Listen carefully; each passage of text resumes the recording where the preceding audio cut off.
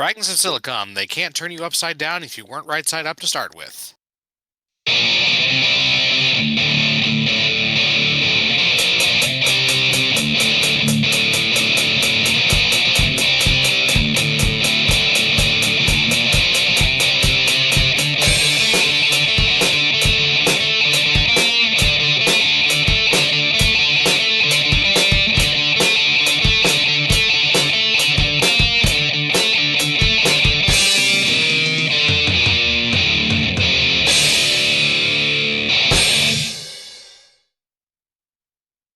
All right, welcome to another installment of Fragments of Silicon. I'm your host, Adam. Joining me as always are Petty and the Galax. All right, let us get to the weekly news. Galax, why don't you start us off this week? Not a whole lot super interesting going on around here, I think. We had some minor furniture rearrangement at the house because my mom is bringing some non-baby safe or because my mom was visiting my sister and she brought back some non-baby safe shelving units. So I might have a little bit more shelf space to put stuff on. Oh man, which more place could to be put nice. Gundams. Let's see. I still need to make time to set up my new computer. Last weekend I ended up spending a little more. I had a couple of headlights out, and on the previous car I had, apparently it was just a model where you basically had to like uninstall the battery to get at some of the headlights. Yeah, which makes sense in a safety sense. But on this one, I saw. Well, just because of physical blockage. But on this one, there were some videos online that made it look easy, so I was able to do them myself. Which is good because it saved a little bit of money, especially since the lights cost... I mean, actually, it was a little bit cheaper than I expected, but it still ended up being like $40-50, I think, so... So yeah, that's the main thing, I guess. I've been working on some individual writing projects that are more or less just in the planning stages, but you know, that's how it goes. And let's see. Yeah, I don't think I've done that much interesting video game wise in the last week, so. All right. Well, Petty, it's your go. Oh, fuck. Where do we even go with? Our typical week, then. Well, last week I mentioned my mom lost her job. We're still helping her get a new job. And I learned apparently she was still walking around with a 4-page resume.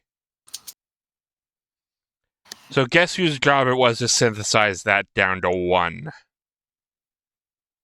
Yeah, unfortunately, between the fact that you're going to need to re-enter all the stuff on it into an app anyway for practically any job application, and the fact that places don't even like to have actual people look at the resumes if they don't have to, making it shorter and more relevant is...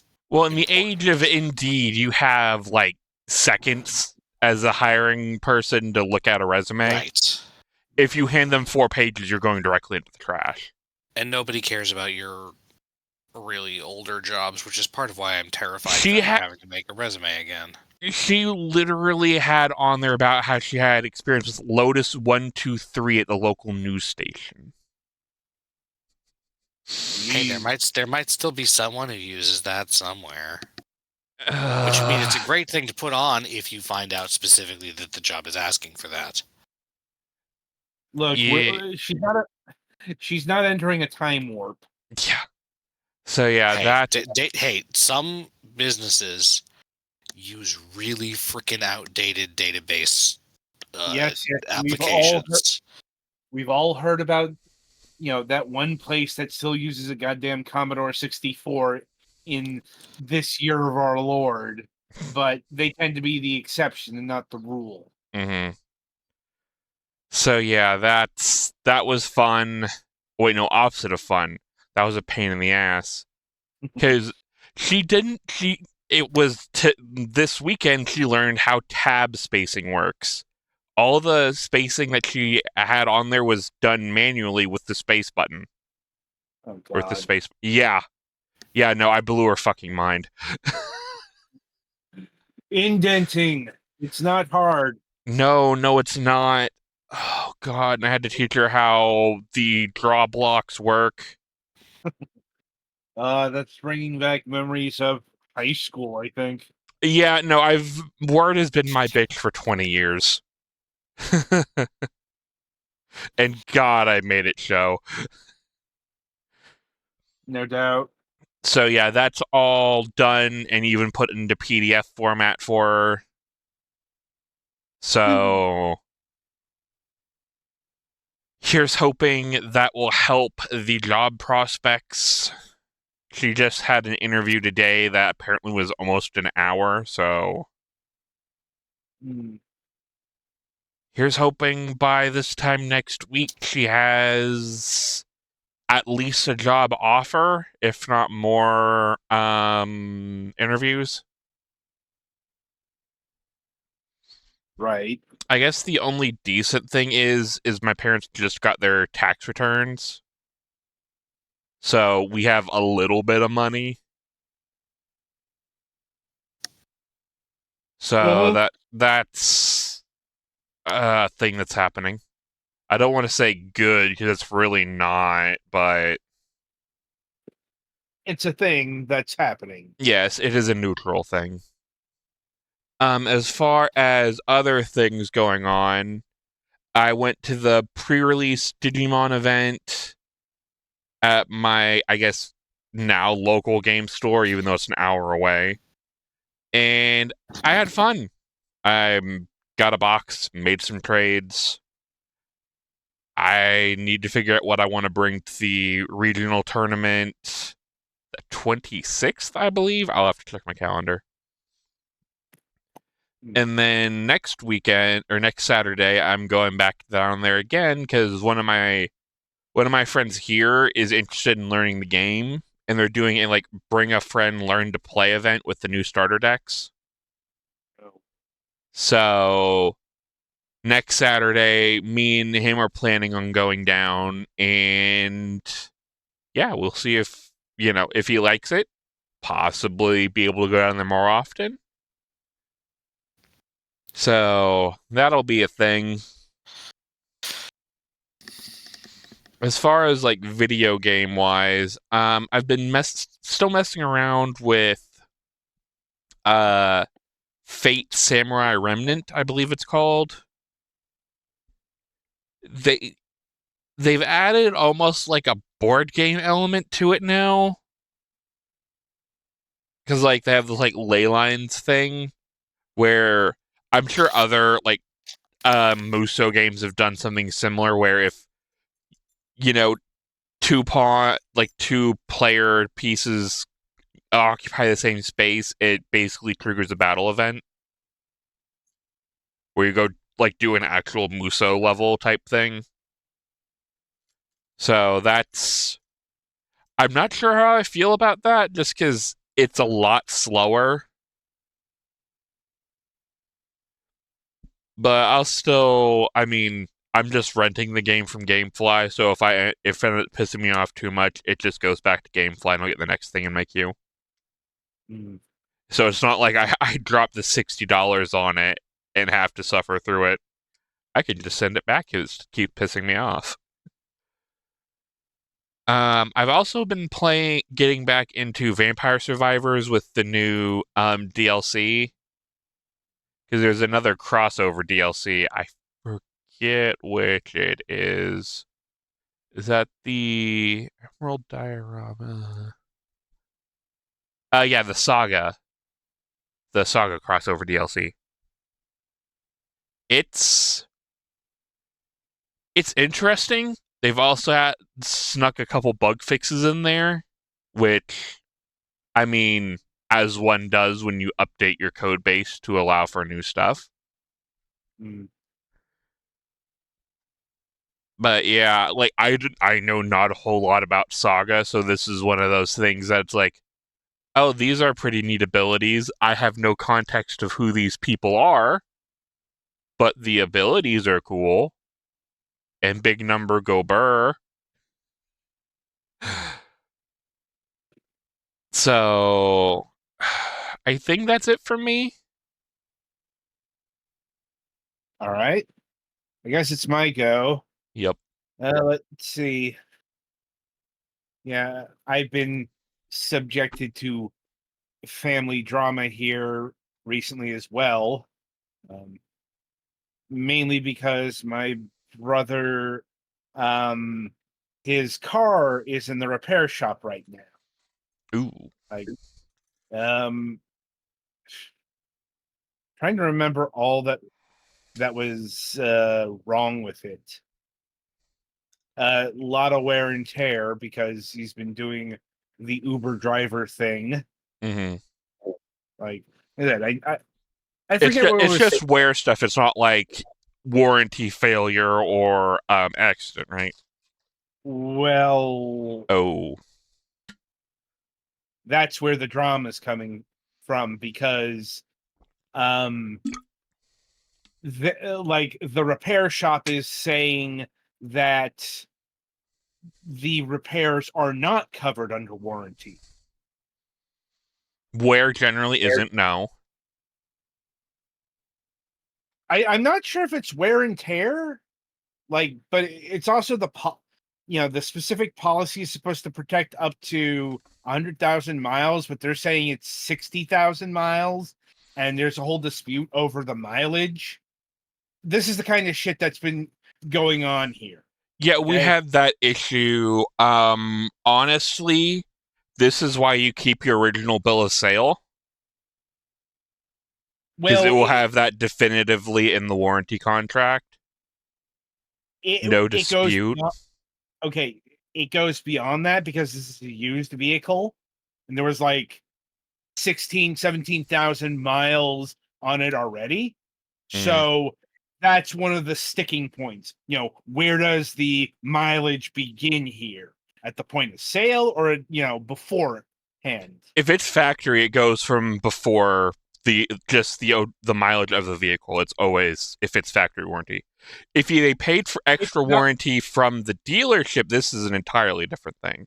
yeah, it's from the dealership, I believe. Mm. And like, I'm trying to remember if it was the blue or the gold. Mm. Like I said, these are the kinds of things that are being meted out right now. And a significant amount of money is hanging in the balance I would because imagine. let us just say it is not a cheap repair job. Mm. It is quite the amount of money. And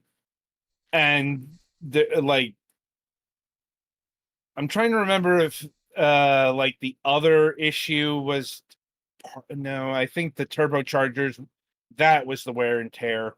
Like I Mm-hmm.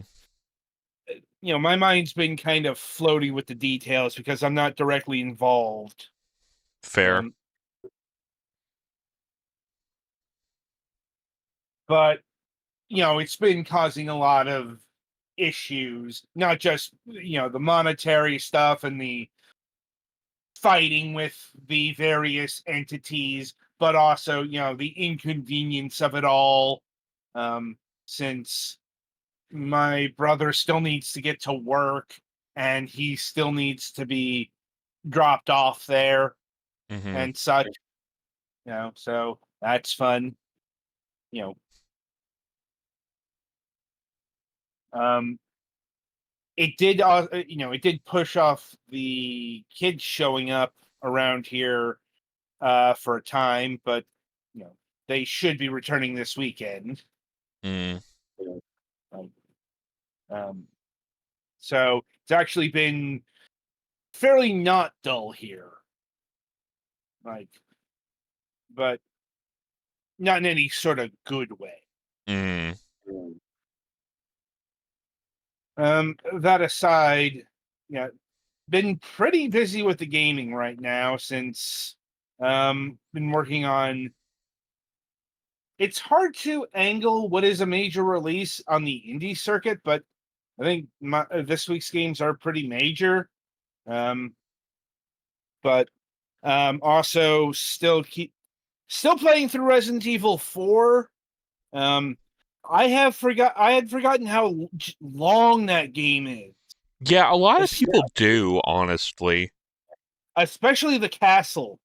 I'm like, dear God, I forgot that went on for like 2 full chapters, and just that needed an editor at some point to say, no, we don't need the mine cart sequence. No, we don't need the goddamn dragons. You don't need the escort Adam, sequence. Indiana Jones did it. You don't need the giant statue attack. Wasn't there multiple of those? I think the remake cut out the giant statue. It wouldn't surprise me because, from what I understand, the remake tries to tone things down in terms of the over-the-topness that Resident Evil 4 just absolutely was, and that was probably the most over-the-top moment of that game, which is saying something. But, how could it not be, since you're running away from a literal, walking Colossus statue of Ramon Salazar? Like, it's not a surprise that people tended to take this series a lot less seriously after Resident Evil 4 because, you're pulling this shit. Right. Like, before it was just, like, the dodgy voice acting. But, you've gone full-on 80s action goofiness here. Anyway, so that's my news for the week. And with that, merrily we shall roll along to the interview portion of the broadcast. And joining us this week is Nicholas Baldridge of For Amusement Only Game. Hey, everybody. Thanks for having me.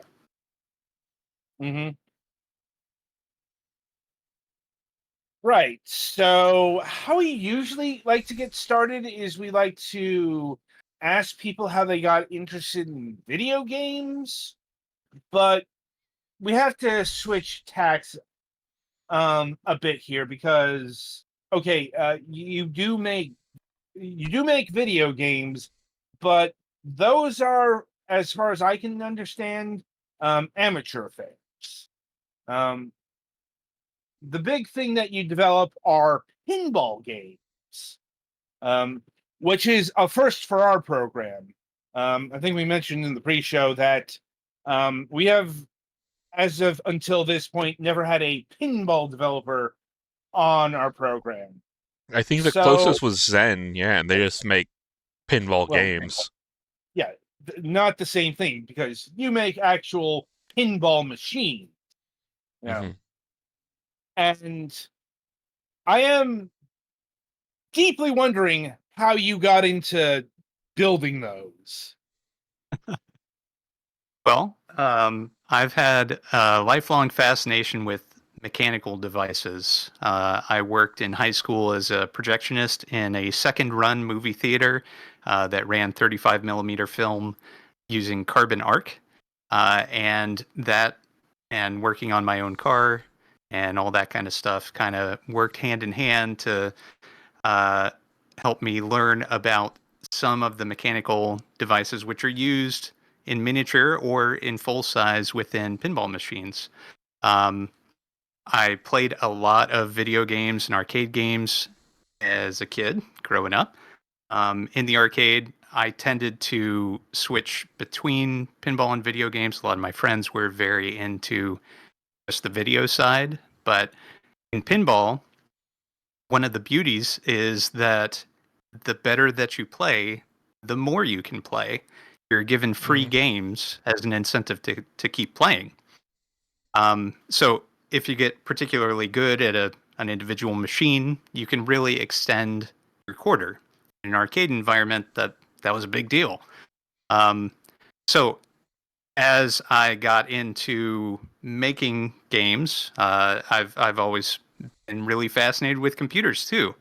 Um, our first computer as a family was a Commodore VIC-20, and we moved on through PCs and so forth. So I always wanted to learn more about programming, making my own content for whatever machine that we had at the time.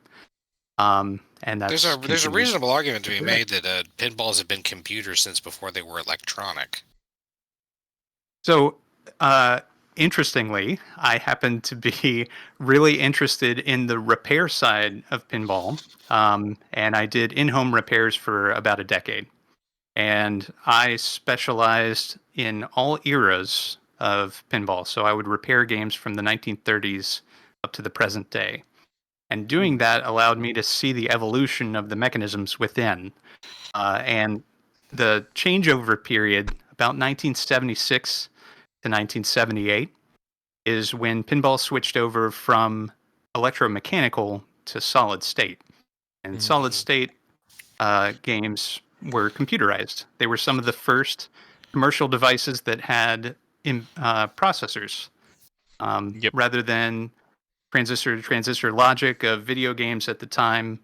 Pinball machines were a step above and used actual processors to do all the heavy lifting. So the rules at the time of that changeover became a lot more nuanced, and that has really continued to evolve over time. And the games that I develop now are um, fully computerized in that there's a kind of commodity computer that is driving things. It's got a discrete graphics card driving multiple displays. It has all sorts of computerized abilities and fun stuff involved mechanically as well. But yeah, that the computerization of pinball is really quite fascinating, and is one of my first efforts in creating my own games. The history of pinball is super duper fascinating. This is all kind of niche culture stuff, but I guess a real quick interjection for somebody who wants like sure. a visual like breakdown on old pinball machines. There is a YouTube channel called Technology Connections that breaks down Yes. an old style pinball machine, which is definitely worth. If this is sounding interesting to you, definitely worth going and looking and going and giving that a watch. Yeah, they can do some really interesting things with electromechanical stuff. Mm-hmm. Absolutely. So one of my great loves is actually the gambling pinball machines that were made, and they were made in the United States between 1951 and 1981, Mm-hmm. and they're called bingos. And these are the most complex electromechanical amusement devices on the planet. They're just incredible ingenuity. So my first project in making my own games was to make a homebrew where I reverse engineered wire for wire, rivet for rivet, every single game that was manufactured in the United States in that time period. So there's 142 different games, and I was able to uh, create rules, computerized rules that allowed the machine to operate as if it were 142 individual electromechanical games with swappable playfields, all the good stuff. So that experience led me to more homebrew efforts and eventually to creating my own company and making my own games commercially available. Right. So I suppose it's worth asking if this is your full-time gig now. I actually wear many hats. So my full time day job is I work in IT, and I also provide support for a pinball manufacturer. That's job two, and then job number three is creating games and manufacturing games. So I have my own manufacturing facility. where I turn every screw, solder every wire. So I work a lot. It sounds like it. Like,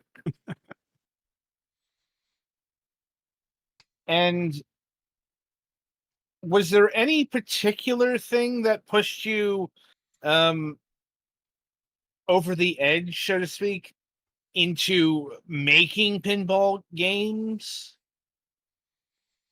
So through my homebrew experience creating that game, the multi bingo is what I call it. Very creative, I know. I would take that around to pinball shows and share it with people. And that experience of sharing something that I had created really inspired me and made me want to do something commercial with this. So what I ended up doing, I used a board set, which is the circuit boards which make up a pinball machine, um, from a company called Multimorphic. And this board set is called the P3 Rock. And the really amazing thing about it is the separation of function. As somebody who has studied a lot of electronics, and also worked on a large number of pinball machines from different manufacturers, one of the things that I treasure the most is a great separation of function. When there are multiple aspects, for example, audio processing and then driving coils or solenoids, and all that is intermixed in a single board, it becomes a bit of a nightmare to troubleshoot because everything is so close together and creates all kinds of interesting ripple effect problems. So this P3 Rock board set really solved a lot of these challenges, and it separates out coil driving from switch processing, from LED driving. All the individual facets are easy to separate and therefore easy to troubleshoot. So when I built the multi bingo, I used that board set, and that board set led me to investigate the other products that Multimorphic made. And their big flagship product is called the P3. And the P3 is a modular pinball platform. The P3 stands for Physical Pinball Platform. The elevator pitch there is like a video game console. You have different physical cartridges that you swap in, and then they provide completely different playing experiences. So some games may have ramps, some games may not have ramps. Some games will have different physical aspects, kickers, coils, drop targets, all sorts of different mechanisms which are common to pinball machines, but all within one physical unit. So this was fascinating to me, and it uses the same board set. It's modular, and you can chain just a tremendous number of these boards together to fashion whatever you like. So the cool thing about this platform, aside from everything else I've just mentioned, is that it's open to third-party developers. So it has an open SDK, which is based on Unity.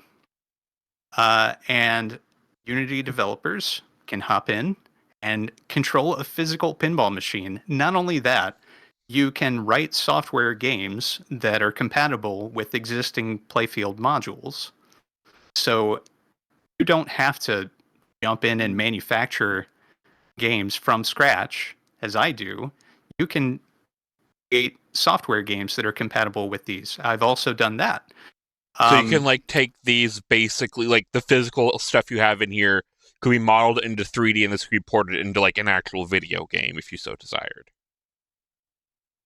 Well, there's a physical layer. So there's a separation between GUI presentation and then what they call the mode layer, which is driving the physical components. So you're driving coils, you're driving lamps, all that kind of stuff. So there is a difference between developing a video game, and we can dive deeply into that topic if you're interested. As far as kind of the pros and cons of developing a video game versus pinball, it's a whole lot easier to find and correct bugs in a video game than it is in a pinball game. Oh, I would imagine. You have a steel ball that's ricocheting around and doing things that you don't intend, and that's a lot more difficult to deal with than physical inputs that you do control at all times. And also So the computer's pretty much math the trajectory the ball is taking, probably up until it gets to where the paddle is going to be, especially on modern systems. So the this is another. I'm glad you bring that up. This is another unique aspect of the P3, is that it has an opto grid which tracks the position of the ball. It triangulates it all the way as it travels across a screen, which is embedded under the lower playfield. So where the flippers are traditionally are down by where the player is, Mhm. and where the player controls are. The flipper buttons are on the side of the pinball machine, and the flippers on the P3 float above a screen which is embedded underneath. And the ball rolls across a sheet of polycarbonate and is triangulated in all the areas on top of that monitor. So with Unity, I can create a virtual target that crawls across the screen. For example, in one of my games, I have spiders or rats that crawl. It's a vampire themed game, and they crawl across the screen when you complete certain activities. And as the ball travels over them, I can have them evaporate or interact with the player in some way. I can have them, you know, uh, shout at the player. I can have them do whatever I like because the machine knows where the ball is and it knows where that virtual target is and it knows that they intersect just as you would have a collision between objects directly in Unity. Oh, So so it it's a actually very tracks that on clever. a touch screen. I was thinking it was like using some like type ocular tracking. So you're correct. It can't be a touch screen because the ball rolling over a touch surface would shatter it immediately. Fair.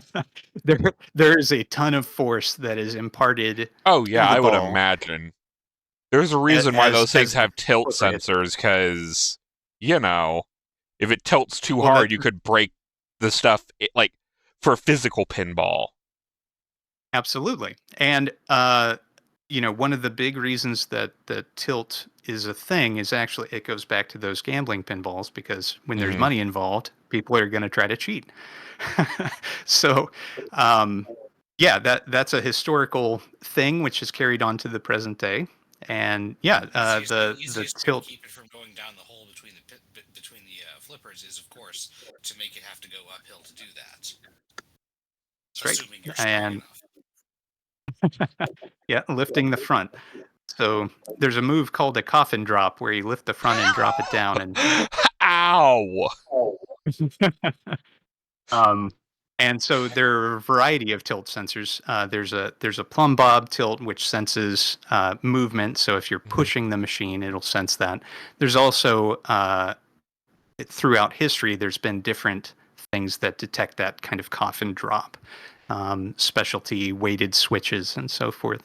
But yeah, so the P3 as a platform is really cool and exciting for third-party development. And one of the also unique things is that they, as part of the SDK, they have mechanical specifications. So you can build your own playfields with those mechanical specifications and make them homebrew or create a company or contract manufacture Or probably and work create on, your like, own prototyping and then make it a real, like, playfield. with toys in it, pinball system. Absolutely, absolutely.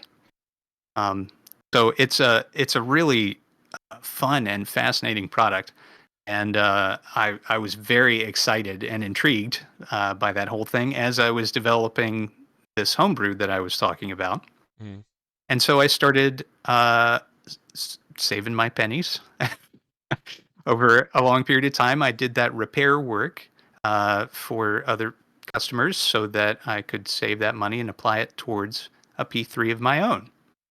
And when I purchased the P3, immediately I started developing a game for it. And I started with the homebrew. Are you all familiar with Sierra point and click adventure games? Yes. Very much You could so. say so, yeah. Awesome. All right. So my first effort on the P3 was a re-implementation of Quest for Glory 1 in pinball. So I created stat system, all of these things, movement systems, and a way to interact using the 5-icon system of the VGA version of Quest for Glory 1.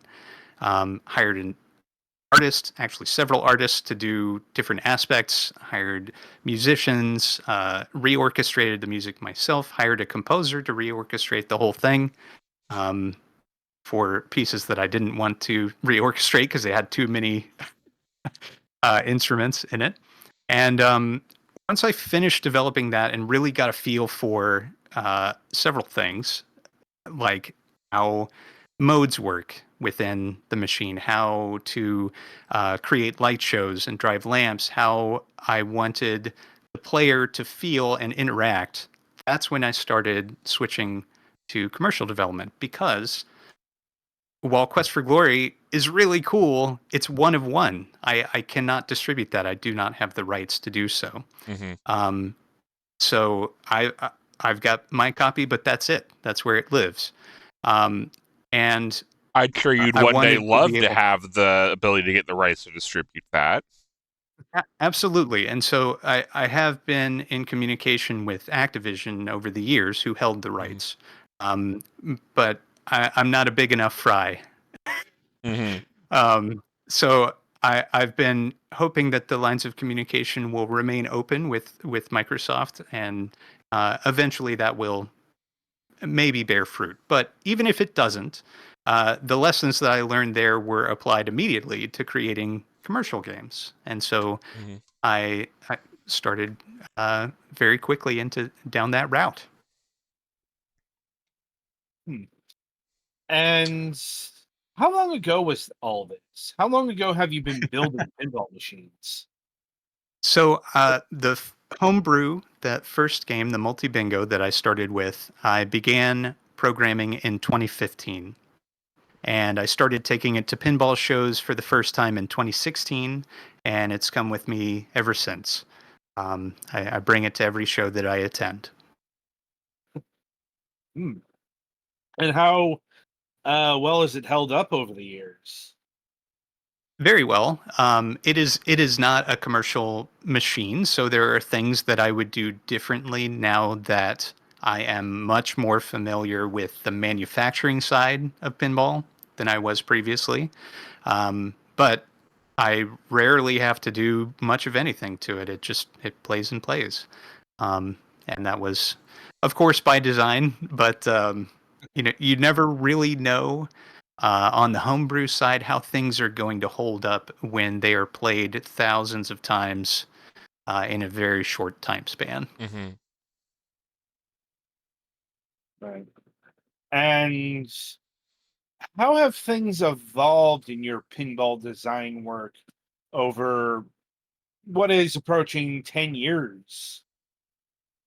Yeah, it's been interesting. I started with that homebrew effort of kind of re-implementing existing games, and the reason for that is because those games are not seen as uh, exciting or fun compared to modern standards of pinball. They have no flippers. There's 25 holes on the play field.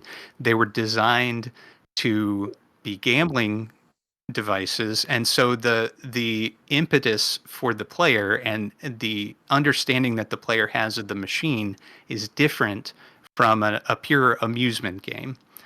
And I wanted to expose more people to the actual game design of those games, but those games being extremely complex, electromechanical devices are incredibly heavy and very difficult to transport.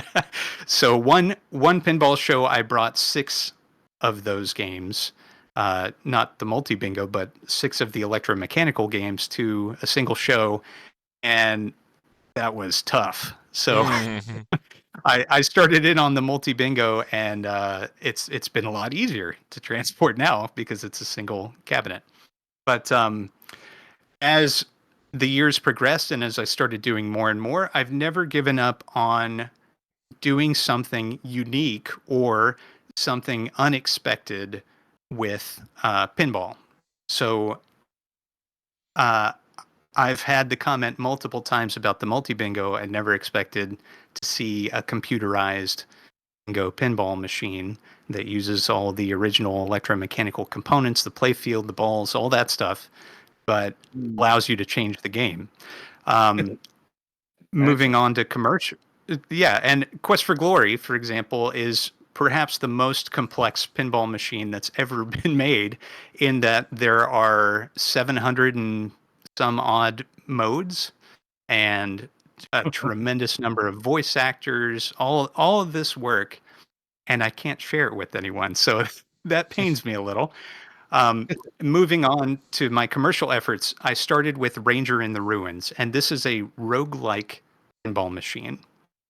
This is something which to that time had not been seen before, and the deal with it is it's almost like an endless runner roguelike, in that you are immediately tasked with leaving the safety and comfort of your fellow rangers and exploring the ruins.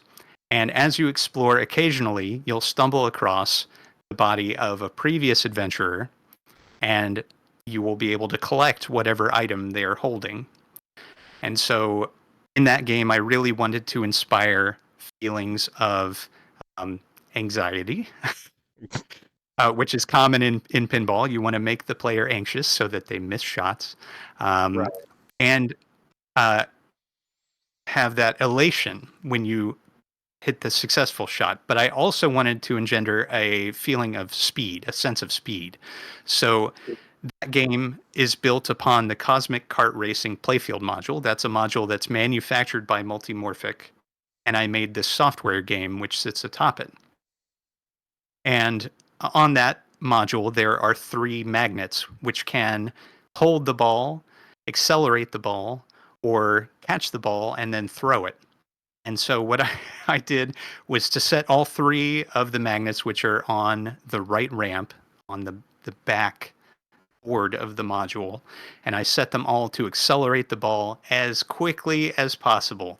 So the ball quite literally flies towards the flippers, and you are right in it. You're constantly tasked with hitting shots. At its heart, it's a score chaser. So every shot has a particular point value, and you're trying to increase your score as high as possible. Some of the tricks that I used is that it's a single ball. So you have one shot to do all the things, and that's it. So the game is very, very quick. But as you encounter these ghosts of previous players, you're tasked with hitting different shots than you would ordinarily. The high value shots are now not quite as high value because you want to hit these shots which will allow you to collect the item. So you hit one of these stand-up targets and it raises a scoop. And this is also a unique feature of the P3. There is a row of scoops, 6 different scoops, which are physically mounted between the playfield module and the screen which the ball travels upon. And you can raise any of those independently. And so when you hit a target, I raise a scoop, you hit that scoop, and then you collect the item. Now, that item was actually carried by another player of the game somewhere in the world, and it is now in your game. And when you die, when you drain the ball, that item and your ghost are present for other players. So this internet connectivity, this kind of roguelike, in the truest sense of roguelike, as in like the computer game Rogue, Right. are things which had not been done before in pinball. Score chasers, of course, since the beginning of time have been there, but being able to actually use the internet and kind of create this community around the game is something new and unique, and something that's really only very possible with the P3. I mean, I'd imagine so, given that, a physical version of this would be nigh impossible. Yeah. So, and that's the cool thing is that it is physical. The ball is striking physical targets. It's doing physical things, but the software itself has changed. And so the very nature of the game is quite different from Cosmic Kart Racing, which is the software which comes with the module, the playfield. Mm. And that's more of a kart racing type game. And so it's a competitive thing. This is a lot different. And the items that you collect have physical effects on the game. For example, one of the items that you collect is a pair of gloves. When you collect the pair of gloves, it disables the slingshots, which makes the lower area by the flippers much less dangerous. But it also changes the way that the ball moves in that area. You expect the ball to be kind of flung from side to side when it hits those slingshots above the flippers, and instead it just kind of lightly bounces away. So it keeps you on your toes at all times. Other items perform other physical actions, like change the area that the ball is launched from. And that's another unique thing about the P3 that I need to explain. The ball can actually be launched onto the playfield from 8 different positions. So depending on which module is installed, they may have one or more of those 8 positions filled, or all of them filled. And so the ball can appear seemingly magically from any of these places. On a traditional machine, you have a shooter lane, and so you have about 1.5 inches, which is taken up by that lane that serves no other purpose but to get the ball to the top of the playfield to start the play. And the P3 eliminates that, gives you that extra bit of space in the design of your game, and also brings the ball right into the action at the top. So it allows for a different experience that is a little more fluid, a little faster, a little freer, and it's pretty exciting. So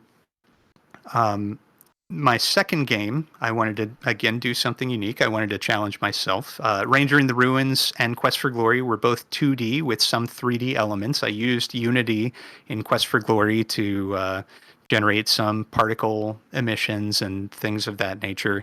Ranger in the Ruins is pretty much pure 2D. I do use some 3D for an achievement system, which I added to all of my games after the release of Drained, which I'll get to shortly. But the next game that I made is a game called Silver Falls, and I collaborated with my daughter, Sophia, who at the time was 10 years old, and she wanted to develop a game. And we were looking at the Heist playfield module, which I had freshly received at the time, and the playfield area is a cityscape. And so we were talking through what kind of games could be made on that playfield module. And she is very into simulation games, things like The Sims. And we talked about what a Sims type of experience would be when mashed up with pinball. And what we arrived at was a game where you travel from room to room within a house, and you're tasked with shooting these shots all over the playfield and collecting money. I call them pin bucks. And then you enter into a shop and you furnish the room. Once the room is fully furnished, the whole flavor of the game changes and it becomes a hurry up. You're tasked with completing a certain series of shots or doing a specific thing, rolling over a specific target on the lower playfield, which is positioned just so to make it very challenging for you as the player to complete this goal. And then you're allowed to proceed to the next room. So this game I wanted to be very accessible. I worked with Sophia a lot. She designed a lot of the elements, especially of the free roaming portions, and we worked together through what the hurry ups meant in every room. So in the kitchen, for example, the stove catches on fire. You got to put it out. And how do you put it out? Well, you shoot shots on the pinball playfield.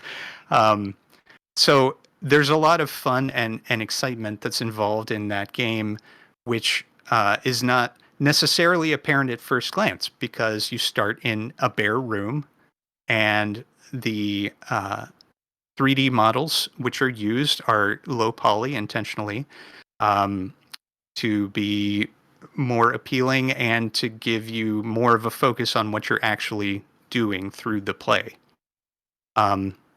This game is a little unique again in that there are 26 different avatars that you can choose with 3 different skin tones, and there are 6 different voice actors. So you can have a male presenting voice actor, a female presenting voice actor to represent you. And so the idea is that this is a fairly inclusive game that kids, people of all ages can enjoy together.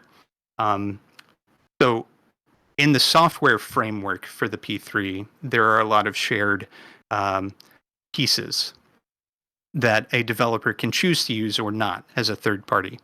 And one of the things that in Silver Falls is particularly great is something called team play. And so if you have friends over and you're playing pinball together, normally pinball is a competitive game. You're each have your own scores and you're doing your own thing. But in Silver Falls and using this feature of the P3, you can all work together. So if you have 4 players or up to 9, because that's the limit that I created in the software, you can work together to achieve the goals in each room, move to the next one, and carry on. So it's a very different kind of vibe. It's a lot more chill and it's a lot more encouraging than some other pinball machines. So that was game 2, and I've made 3 additional games from there. I made a rhythm game called Flipper Foxtrot Rhythm Explosion. I'm very good at making brief names for games. Flipper Foxtrot Rhythm Explosion. The P3 has 3 different flipper buttons on each side. And I'm a huge fan of rhythm games, in particular Dance Dance Revolution. And so the original goal of that was to make something for myself. And I realized, hey, I can actually, really polish this up and make this a commercial product. So once I developed the rules for the game, I really started focusing on licensing music and creating all the different button patterns that you need to press in order to play the game. So unlike DDR or other rhythm games, when you miss a note, a ball is launched into play. And this is built on the Cannon Lagoon playfield module, which is a redemption game. So it's a very straightforward, there's 5 different shots that you can make, and that's it. Each one takes the ball off of the playfield. And so the rules of the game stipulate that when the ball is launched into play, one of the shots is selected as the one that you want to hit. When you hit that shot, the ball vanishes from play and you're given an award. But you can hit any of the other shots and you're just given a lesser award. And the goal is to stay alive, just like in any rhythm game. And you have a health bar which deteriorates as you make mistakes. So the better your timing, the longer you last, and on and on. That game has multiple difficulty modes for each song, and I also have a special difficulty modifier which will allow the all the button prompts to disappear from the player's view while they're dealing with a ball in play. I prefer the chaotic nature of having a ball launch while you're still dealing with the buttons, but not every player prefers that, so I made it optional. So the next game that I made, though, is the big one that led me to manufacturing, and that is Drained. Drained is a vampire-themed game, and I designed a playfield module and figured out how I was going to manufacture it. Started up a factory of which I'm the only employee. And I source all the material. I do all the manufacturing stuff, which I find really fascinating, sourcing parts and making sure that I have enough of each component in order to complete a run, have overage in case there's any kind of defects in any part that I receive from any vendor.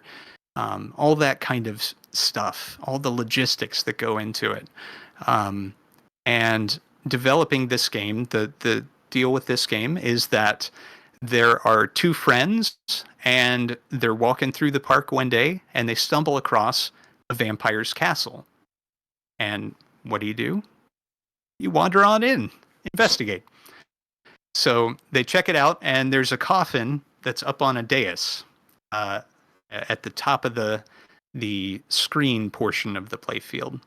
And you can complete sequences to spell words like garlic or stakes, holy water, silver sword, or flaming torch, or mirror. And as you collect these tools, what you're doing is creating an arsenal for yourself, because the primary goal of the game is to awaken the vampire and then slay it. So I came up with the playfield design, the layout first. And the goal of the game followed quickly thereafter, because one of the main features of the game is something called a gobble hole. And a gobble hole is a device that was last seen in 1964. That was the last game that had a gobble hole. And a gobble hole is like a second drain that is on the playfield itself.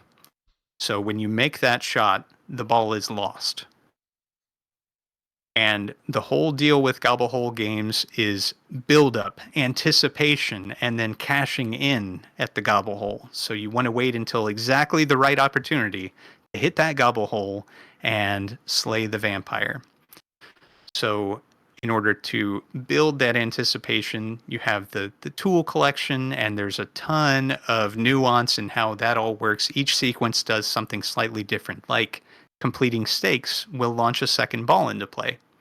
That allows you to survive the first vampire, but eventually you too will die. So that's kind of the nature of Drained, is that even silly vampires, the game is lightly humorous, and even silly vampires are dangerous. So when you go in for the kill shot, even though you have slain the vampire has gotten its licks in on you as well. And so therefore your turn is over and it is the next turn. So Drained is really interesting, and I'm very proud of how that came out. It has a very unique art style. It was influenced heavily by the work of Edward Gorey. And the artist was and is my partner, Molly, and she did a tremendous amount of work. So the artwork for any pinball machine is just a lot of work. I can't overstate how much work it is, but the artwork for a P3 game is a lot more than a traditional game, and that is because you have physical elements like the sides of the cabinet or the playfield plastics. Then you have digital elements like the playfield screen or the back box screen, and elements which are placed thereon. So normally in a large company, you would have 2 or 3 different artists working together to create the total art package that you see. And Molly completed every piece of artwork on Drained herself. So just very, very proud of how all that came out. I suppose it's worth asking, what's the difference between Drained and the bite-sized edition of Drained? What a fantastic question. So Drained Bite-Sized is an add-on game. So this is one of those software games that utilizes the same playfield module. And they share graphics, they share audio. But what they don't share is rules, and the rules for Drain Bite Size are quite different. Your goal is still to slay vampires, but when you hit the gobble hole, instead of losing your ball, the ball is returned to you and another ball is launched into play. There are 15 different vampires in Drained proper, and those same 15 return for Bite Sized. And your goal is to slay all 15. And you can wind up, if you're very careful and good at trapping up and holding balls, with a 15 ball multi ball at the end of the game, which is a ridiculous number of balls in play. So this game can be very quick because there is no safety factor. There's a very short ball save timer that starts when you launch the ball into play. But as you add more and more balls, your only safety is those additional balls. So you have to be very careful. Drain Bite Sized is a game of trade-offs, though. That's the entire design philosophy behind it. So you have all these targets, which in Drained, you're trying to collect as many as possible. In Drained Bite-Sized, you start with a specific score, 25,000 points. Every target takes away from that total, and you can, in fact, cross the 0 threshold. When you do, your flippers die and you drain. So you want to stay alive for as long as possible, and the way that you do that is to prioritize slaying the vampires. When you slay a vampire, the time is recorded on the back box. So it's a speed running game as well. You have to make decisions about, do you want to slay the vampire super quickly? Do you want to do it super safely? Do you want to eliminate the possibility of that extra ball launching into play by slaying the vampire before it has fully awakened? Or do you want to, plow through, just knock them out as quick as possible and try to get on the high scoreboard for speedrunning? There's a speedrun high score table for each vampire as well as for the game total. In order to hit that high scoreboard, you have to have a full game time of under 5 minutes to take the top spot, which is quite challenging. So each of these games, as you can hear, has kind of a different interaction with the player. There's a different expectation of how the player will interact with the game, how they'll experience it, and most importantly, the emotion that they'll experience as they play. There's anticipation, there's trepidation. Are balls going to launch in Flipper Foxtrot? What's going to happen? Am I going to be on time or am I going to fail? Am I having a chill time shooting around in Silver Falls, or am I involved in one of those hurry-ups that requires me to make quick, accurate shots in order to complete successfully and move to the next room? Or in Ranger in the Ruins, am I really, really on the edge of my seat at all times, just barely making it through this ruined world? So with each game, again, I try to do something unique and different in the world of pinball, but also include some familiar elements to not totally alienate the pinball playing audience. I enjoy experimentation, but not everybody does. So everything is carefully balanced to try to be as inclusive as possible with different player preferences. And I suppose I'll wrap things up by asking, what's in the future in terms of your pinball development? This is a very timely question. So I have a lot of different games in different stages of development, but as the sole proprietor, the sole employee of my factory that's making the drained playfield modules, I have a lot less time to create new games. So I have to pick and choose where I am actually going to put my focus and which games I'm going to prioritize in a quite different way than it was when I was making purely software games.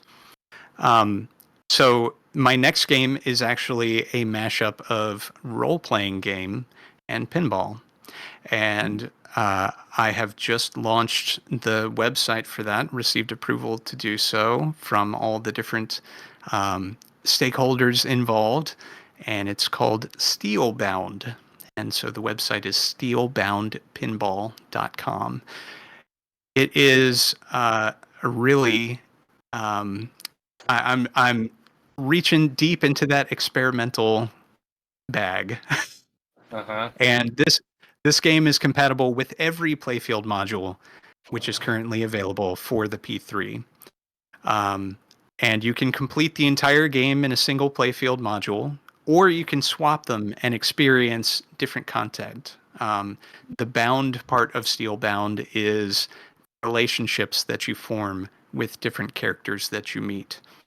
So similar to a Persona type game or something where there are bonds that you form and you learn about the problems of these different characters and you help them to overcome, ideally.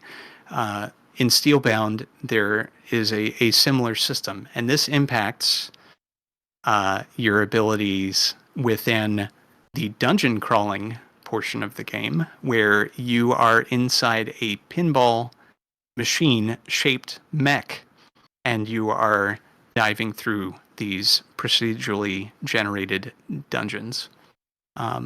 Very excited about it. It's a very, very ambitious game. Writing the light shows alone took quite a long time because it's compatible with so many different physical layouts. Making a compelling sweep across the playfield of lights is quite different than it would be for a single playfield. I'm like, it certainly sounds ambitious, just given the premise alone. Like, what stage in development is it right now? It's fairly far along. So I have I worked with an artist, John Chad, and he's a fantastic illustrator and comic artist who I've known for a number of years. He's been a big pinball fan and has even done the artwork for another commercial pinball machine, the Jetsons, which was produced by a different company. And he's a published author of a number of books, including some which are about pinball. And he and I struck up a friendship many years ago, and he is the 2D artist on this game. Charles Wolfe, who I have worked with a number of times now, he and I initially started working together on Drained, and he is the composer for this game. It's a very unique, especially for pinball, blend of jazz, rock, and funk, as well as some classical elements. Charles is a classically trained composer, and so I love that those elements shine through in his compositions.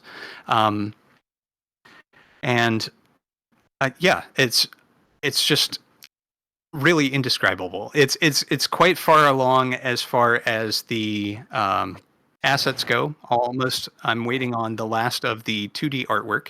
3D models for each character are here. Animations are built and working, and I have all of the planning done for the various systems within the game, and I'm in the process of programming and final scripting and editing.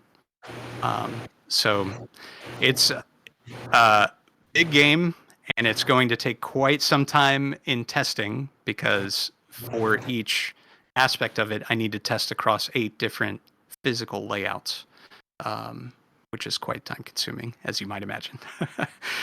Mm-hmm. But I'm hopeful for a release, at least a playable slice, to be available at the next pinball show I attend in October. And failing that, I'm quite certain that the full game will release in 2026. Well, we wish you luck in that endeavor. Sounds like everything is rolling along on schedule, but I suppose given the complexities involved, a snag may be just around the corner as well. Yeah, I'm quite confident on the programming aspects. The things that I struggle with as an indie or a solo developer are artwork and music, and so I play a lot of instruments, but none well, and I can't draw a stick figure. So I hire out for those aspects, and the people that I'm working with are just incredible and super professional, and we have a long relationship, both business and personal.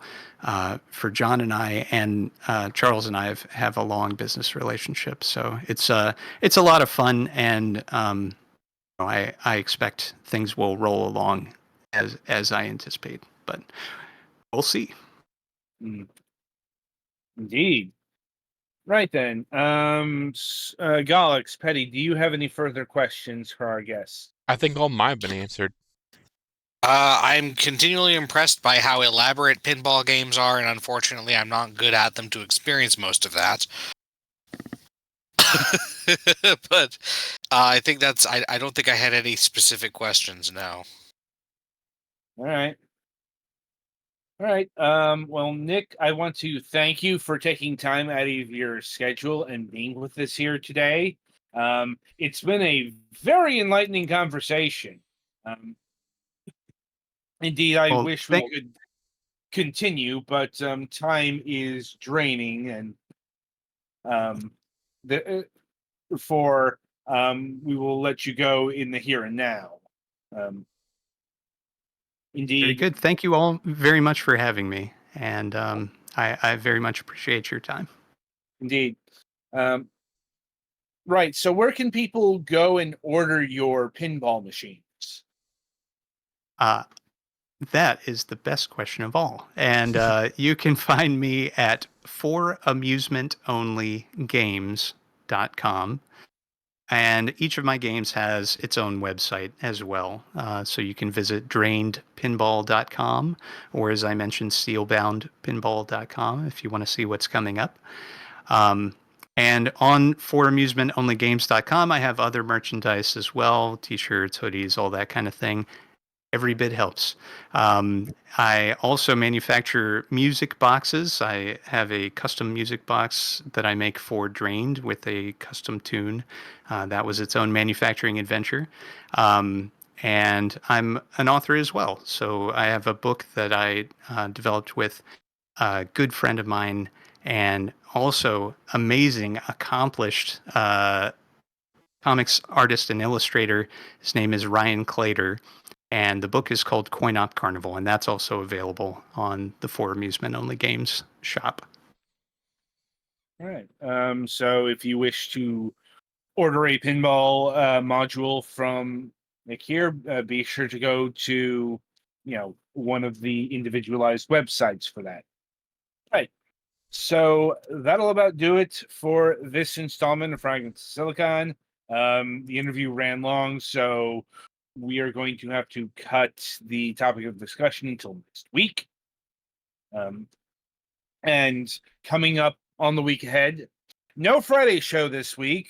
That there was some confusion over dates and times that got sorted out, and that has been rescheduled to a later point in the year, like the end of next month specifically. So no Friday show this week. And coming up on the Sunday reviews, we'll be having World of Goo 2, Captured, Resetna, and Old Skies up for the review session. And we do have a new episode of MSP planned in about, let's say, 15-ish minutes and such. And until next time, I shall wish you good gaming.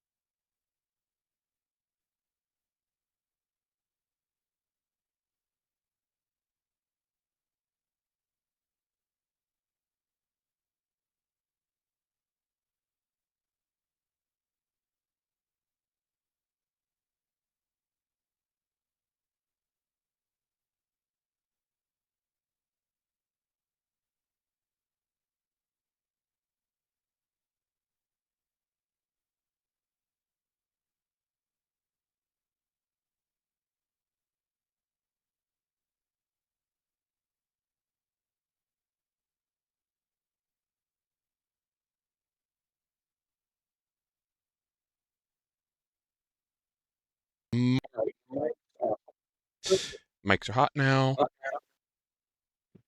Pre-show's off. If somebody wants to give me a countdown, we can get this thing rolling. 5, 4, 3, 2, 1. Hello, everyone, and welcome to another installment of Moonhawk Studios Presents.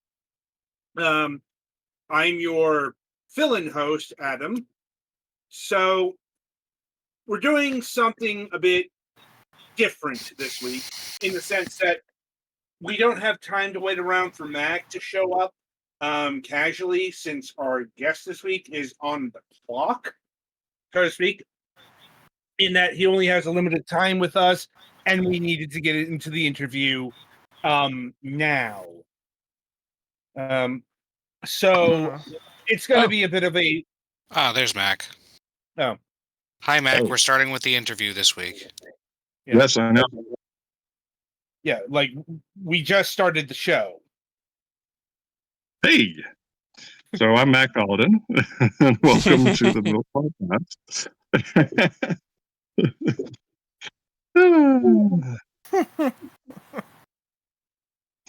Anyway.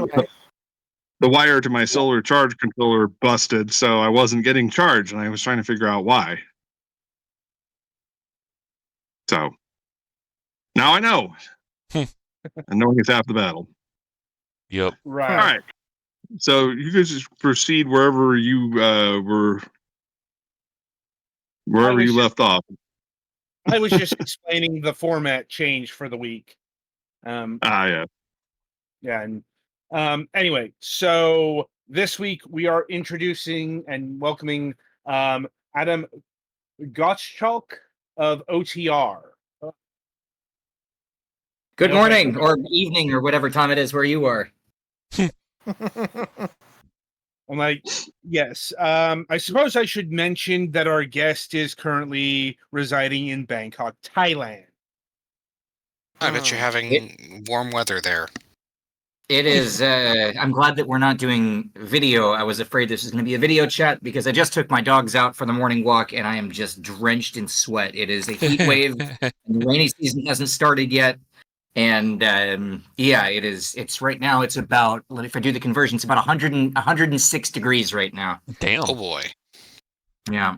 Yeah, and that's not, it'll get worse. That's, Yeah. it is what it is. Because I wager you have to deal with a lot of humidity. Yes, I personally have to deal with a lot of humidity. Yeah. I live in Florida, so I know how that goes. Ugh. I live in Georgia. I know how that goes. Yeah.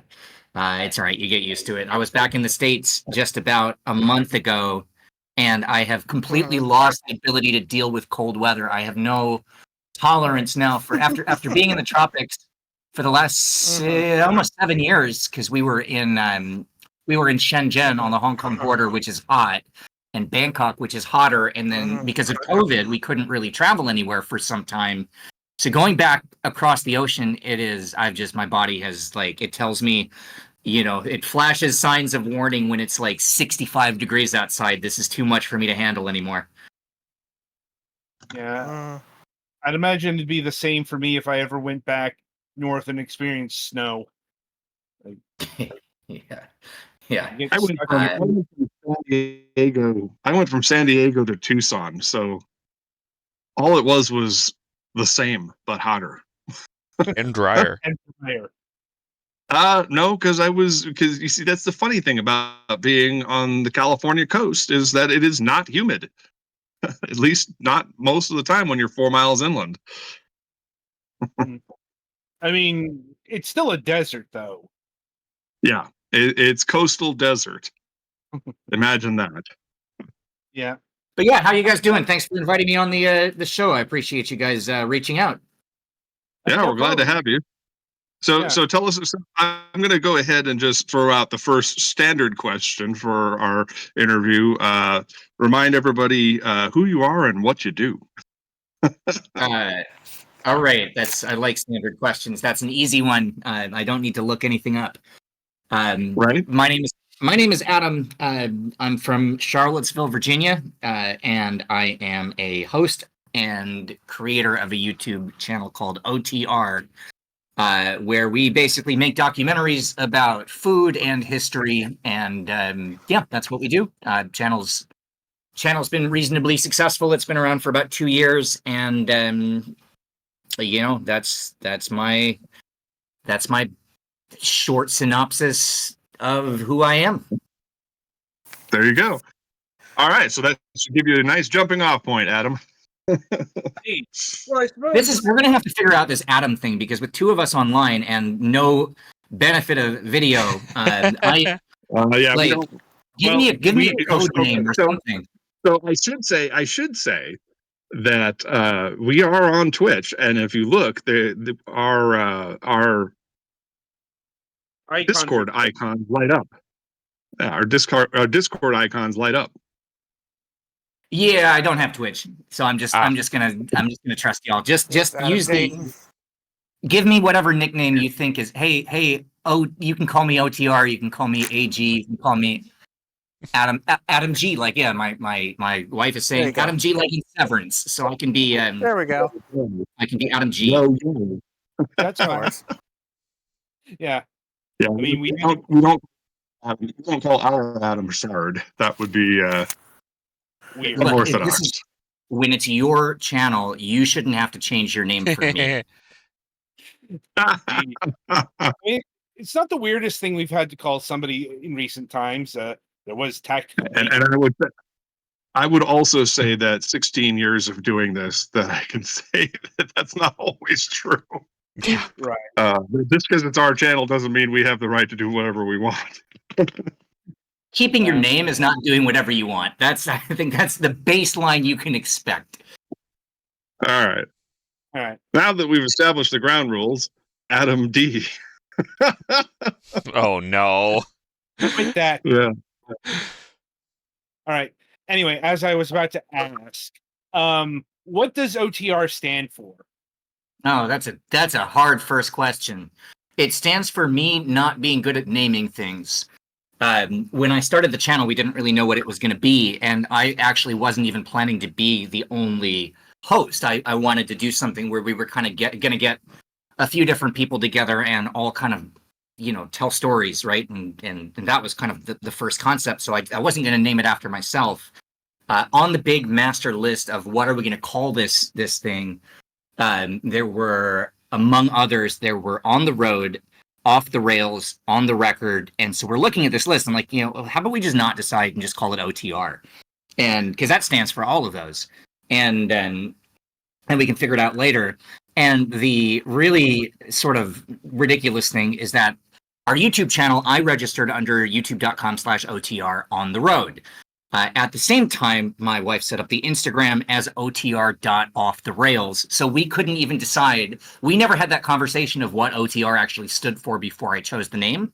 So yeah, that's it stands for whatever you want it to stand for, within reason. So DMA.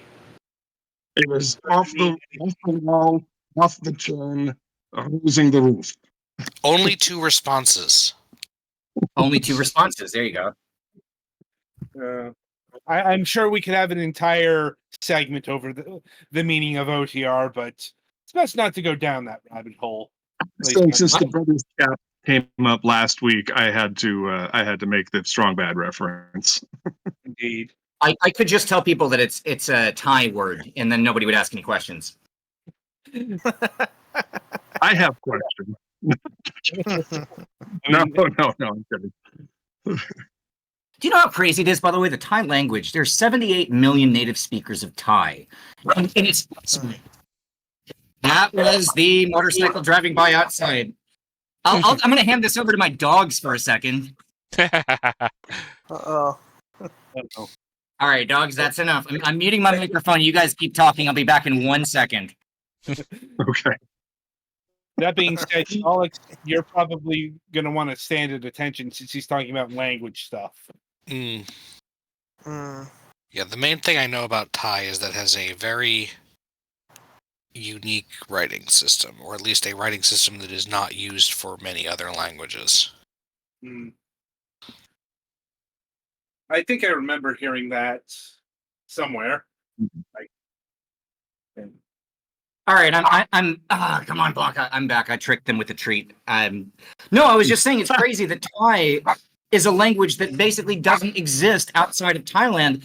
If you go on Duolingo, Klingon is a language, Dothraki is a language, and Thai is not an option. That's weird.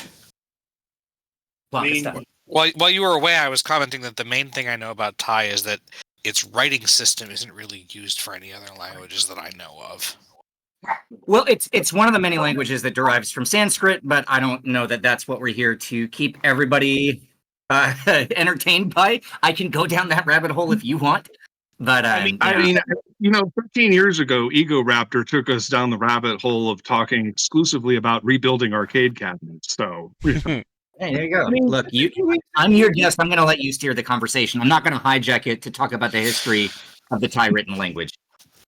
Well, just a few weeks ago, we had a conversation about casting the live-action Zelda movie. So, this show going off on a tangent, all of the tangents, is not unusual.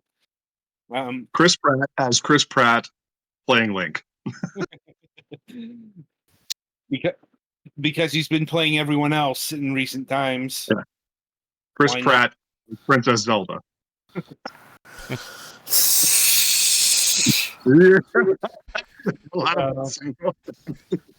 Anyway,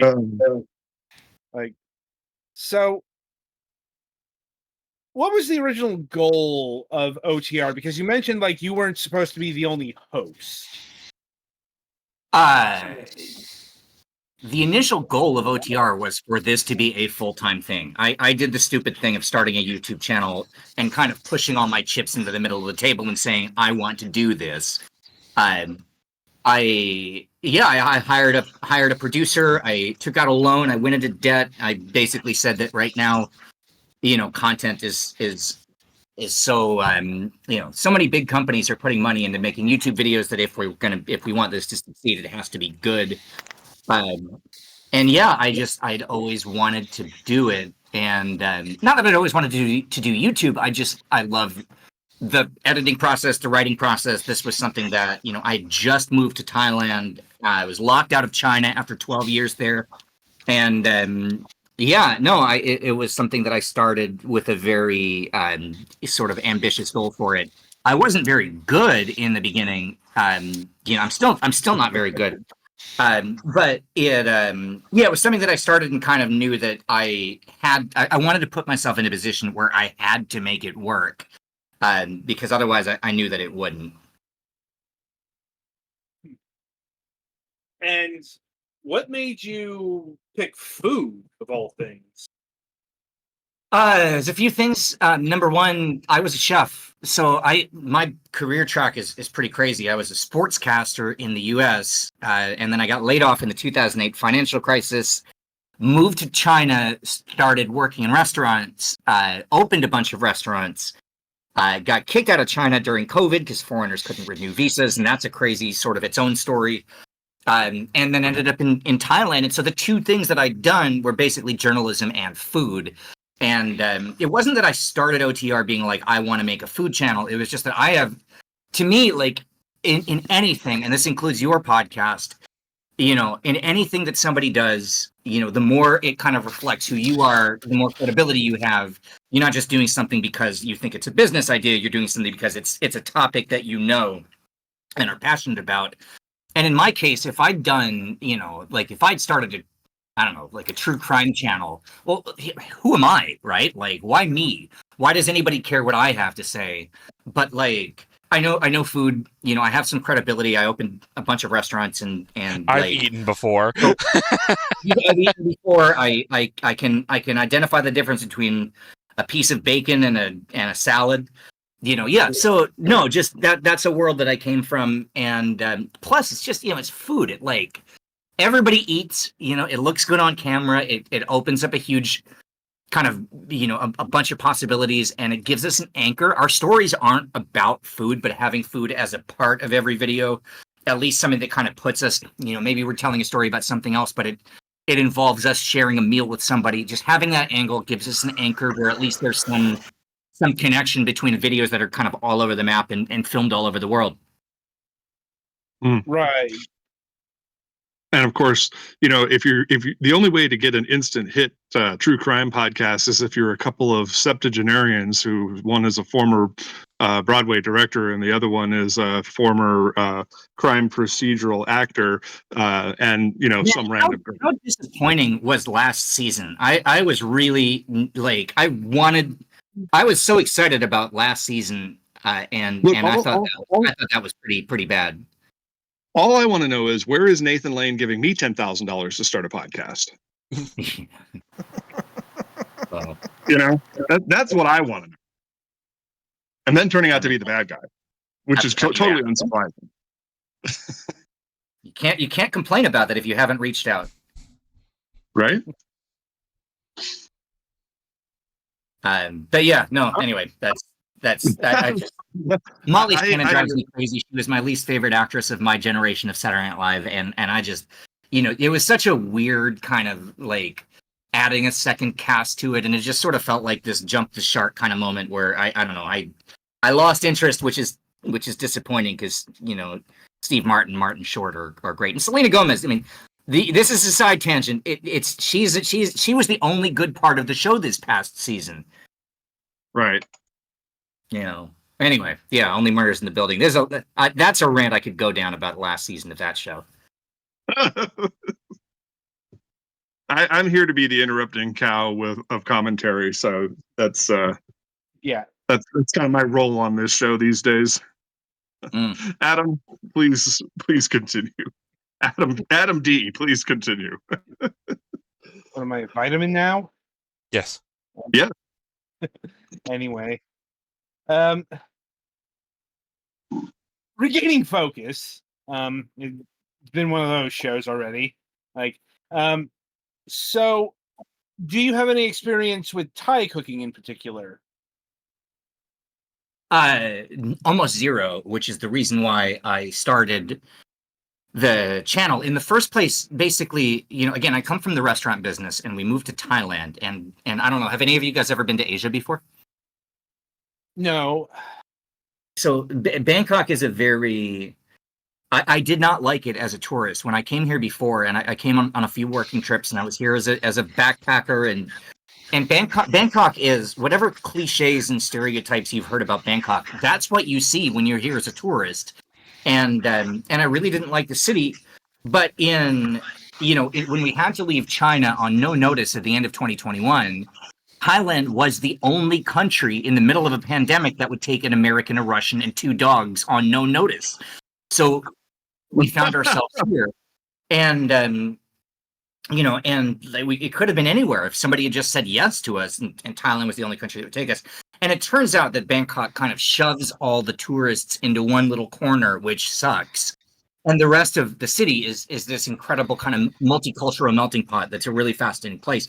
So the idea of the channel in the first place was to kind of explore that and to see, to show what the rest of this city sort of was that most people don't get a chance to experience.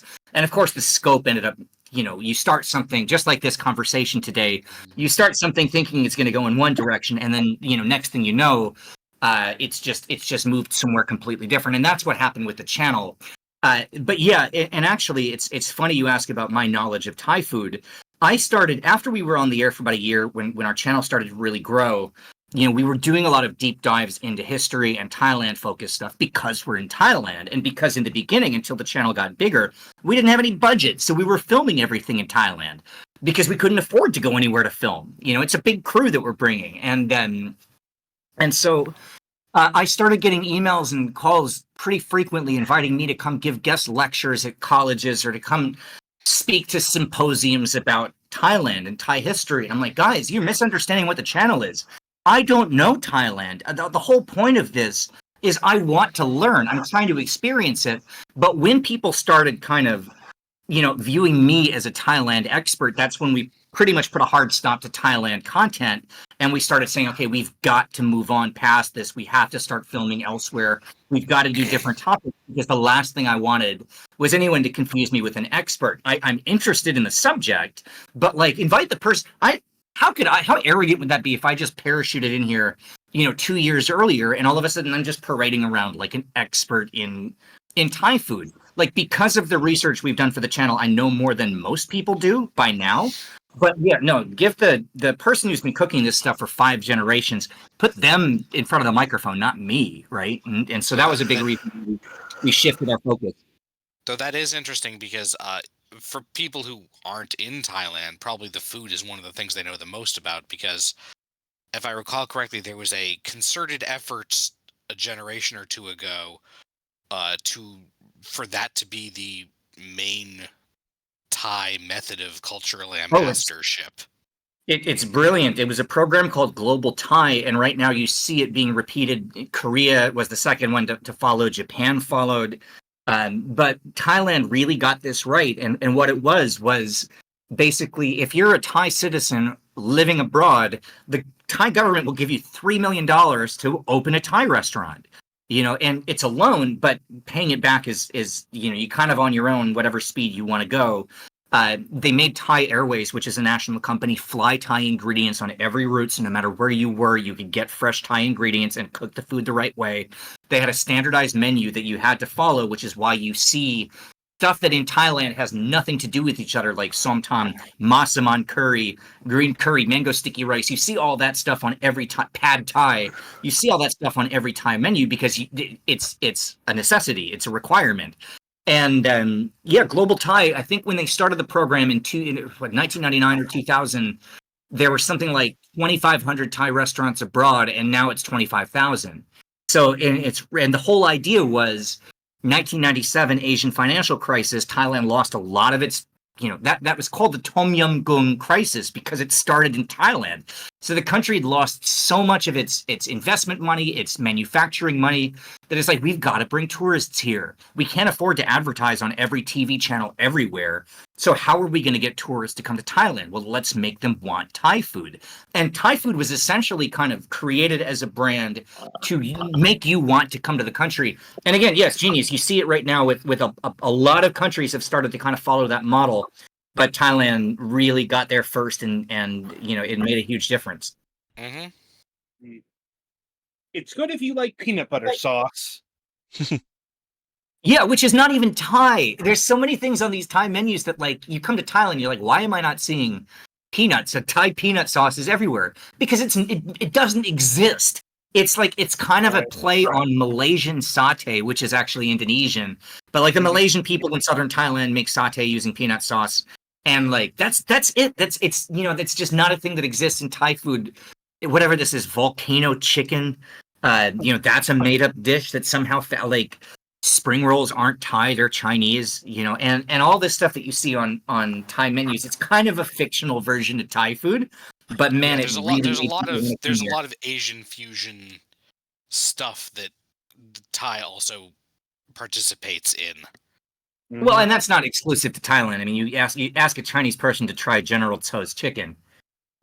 No, that's what I was like. A lot of Asian restaurants especially in the U.S. I don't know. Well, in my experience in the U.S., will have some food from other Asian countries just to satisfy customers, presumably. Oh, I remember all those in Charlottesville, Virginia. Every Chinese restaurant had a sushi counter. Yep. I'm like, I don't like getting sushi from Chinese places. Like, not the only cultures that happens with. Like, there's a lot of Italian food at Greek restaurants. I'm like, oh, for sure, absolutely. As a native New Yorker, that is absolutely true. I think in some cases it's literally Greek people opening Italian restaurants. Possibly, but like in terms of actual food, there's a lot less cross-pollination than people think.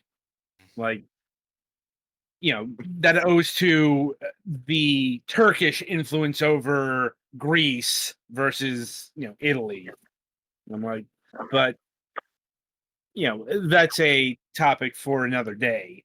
Like, That's a topic for an OTR video. possibly. Like, and in regards to the history videos, like the history of bread or the history of curry, a history of, some big staple. How do you put all of those together? I'm working on one right now. That's the reason why my time is limited, because I've got a deadline to get this next video done.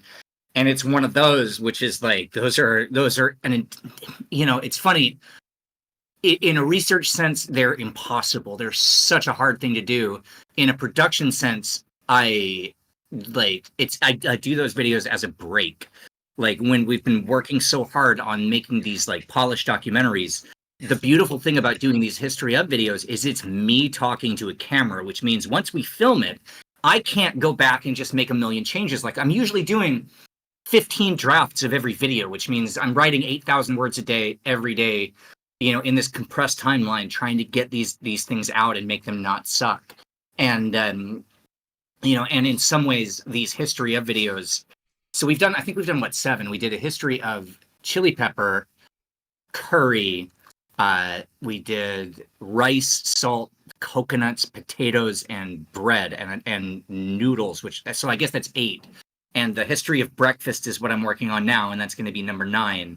And like, in the beginning, I did the first one because I was sick. I had a cold, and I just couldn't, my normal kind of workflow, I was taken out of it, but we had to get a video online. And, the first couple of years when we started, there was so much pressure to just keep feeding the beast, just always get content out, because otherwise we wouldn't make any money. And so I needed to do something. And this history of chili peppers was just a topic I was interested in. And filming something where it's me sitting in front of a wall talking to the camera was a cop-out. It was because I was sick and I couldn't go out and do my normal production process. And people went crazy about it. They liked that. I'm like, well, why do you like this? This is almost cheating. And, and so the next one I did, it was several months before we did the next one. It was the same reason. It was like, we were out of town for something and then came back and had only 3 days to film a video. So I did the history of curry, and these are all things that, like, in the background, I have been researching for months and just have like a document with 1 million pages of notes. And then it just becomes about putting it all together into a sort of something that, we're, at the end of the day, we're all making entertainment. So it has to be something that's fun and engaging. And then, that just became a thing where people really, I don't know whether people really like them or not, or if that's just the YouTube algorithm understood those more, and so it pushes those a little wider. That seems like a little bit more kind of what YouTube knows. YouTube doesn't know how to, what to do with a lot of our videos, because it's not, we just did an hour-long video of how one I posted yesterday or 2 days ago. There's an hour-long video of going to the market and then preparing a set menu with a fine dining chef, and like, that's a fun. I think it's a really interesting and fun video. But how do you market that, right? Like, how does YouTube decide, who's going to be the target audience for that? But meanwhile, if I do the history of salt, that's a little easier to kind of get out there. So, yeah, they're very research heavy, but very production light, which in some ways is a huge relief for me. The things you learn, like. Well, I mean, look, everybody always says, how do we do the research that we're doing? And we get so many comments about the research, and it's actually not as bad as people think it is. It really isn't. Like, the last line of defense before we put any video online is I'll watch it through. After I finish the edit day, me and my editor in a room for like 20 hours, finishing the final draft of a video. And then when it's done, before we do color correction, before we do audio, I'll watch it with my wife. And Daria is the last line of defense on this stuff. And what Daria, it's awesome to have her watch it, because sometimes she'll be like, dude, I'm lost. Too much. That was too much information. I used to host, this is me talking, not Daria. I used to host a pub quiz for a long time, right? In Virginia, and then I did another one in Beijing. I used to host a pub quiz. And what is a pub quiz? I'm coming up with questions for doing a pub quiz. Whatever I would watch on TV that week, whatever I would read that week, you make a note of like, oh, dude, that's a cool fact. That was a fun note. and you just record that and you're like, that's going to be a fun question. And when there's something that's just listing all this dry history information, you miss those. It all runs together and it becomes overwhelming. And so really what we're trying to do is just make these videos a collection of things that you want to tell your friends the next day. Things that you would kind of like, each video might be based around 3 things that I want you to tell your friends or that I think would make a good pub quiz answer. And then it's just about giving it context. To make something interesting, you just have to explain why it's interesting. So I'll find something that I want to work into a video, and then writing that history segment. I can write a 2-minute long, 3-minute long history segment might be only based around one thing that I actually want you to remember. And then it just becomes about fleshing it out. What's the background? What happened because of it? And so it's not as intense as you might think it would be. Fair enough. Like, I mean, it's still a lot of work, but yeah, I'd imagine so. Like, I remember doing history stuff for my degree, and coming up with an essay was a lot of work, a lot of research. But if you have access to materials, it's not that difficult. Yes, thank you, by the way. That's what I use. I use a lot of college essays, not because I care what college students are writing, but because they have to put footnotes in, which makes it so easy to find sources to read. Like, dude, college dissertations are the greatest source of information for me. A lot of them are did the archived research online. for you. Dude, I just go straight to the last page, check the list of sources, and then just follow those. What if they were quoting a book 10 times in their paper? Well, I'm going to get that book, right? And if they're quoting a speech made by somebody, like, I'm going to try and find that. And like, they've done the work for me of finding the sources. So that's a huge wealth of information that's really helpful. Yep. Ironically, Wikipedia might be one of the other better cited sources nowadays. Because totally. Again, you still have stuff at the bottom. So you Oh, can it's at least better tell than- it's not, I asked frickin' ChatGPT and this is what it told me. Oh, exactly. Like, you can't even use Google anymore because it's so AI driven. And then, so what happens is with Google searching something now is I'll find something that's fascinating, right? A really interesting fact that I want to use. Okay, so now what do I have to do? I have to cross-reference it and make sure it's true. And then I start referencing it, and I find 100 articles that all say the exact same paragraph of words, which means they're all just copy and pasting it from somewhere, right? And so then I can't use it because it hasn't been... This is the hardest thing about research. It's not finding information, it's making sure that you're not wrong. And like, because when you put yourself out there as a history channel, you have like disturbingly little margin of error. If I say something that ends up getting like completely torn apart, then that's like, why would anybody ever watch my channel again? Because all my credibility is shot. And so there are so many things that I think are interesting. And I'm not saying that I've never been wrong, but I try really, really, really hard not to be. And that means leaving out a lot of cool stuff that I wish I could put in, but like, you can't because everything's now Chat GPT. Yeah. As an aside, I think the only ethical use of AI is weaponizing Grok against Elon Musk. Yeah, I'm with you on that. I think that's that is we can all agree on that as a use for the general good, of humanity. Yeah. Yes. And I say that as a member of Community Notes. Yeah, it's that's the kind of topic that for me sitting here in Bangkok, I am thankful I'm in Thailand. They still haven't come out with the Thai version of that. Probably because the language is obscure by world language standards. Well, Elon Musk would then have to pay a fee to Google for Google Translate. That too. And Anyway, the man's not made of money or anything. I got picked up by a Tesla here the other day. It's fun. It's been, even in Thailand, it's been downgraded. Tesla used to be a Grab, which is Thai equivalent of Uber. It used to be a Grab Premium, and now you just get picked up sometimes by a Tesla. It's not even a premium car anymore over here. Yeah. But anyway, so how successful would you say your channel has become in these past 2 years? I mean, successful is all relative. Like when I was when we first started, the first 6 months we were putting up videos and nobody was watching because the algorithm hasn't figured out who you are yet. So back then, if you asked me after a month, there were channels that had 8,000 subscribers that I thought of as massive, and I really wanted to get there.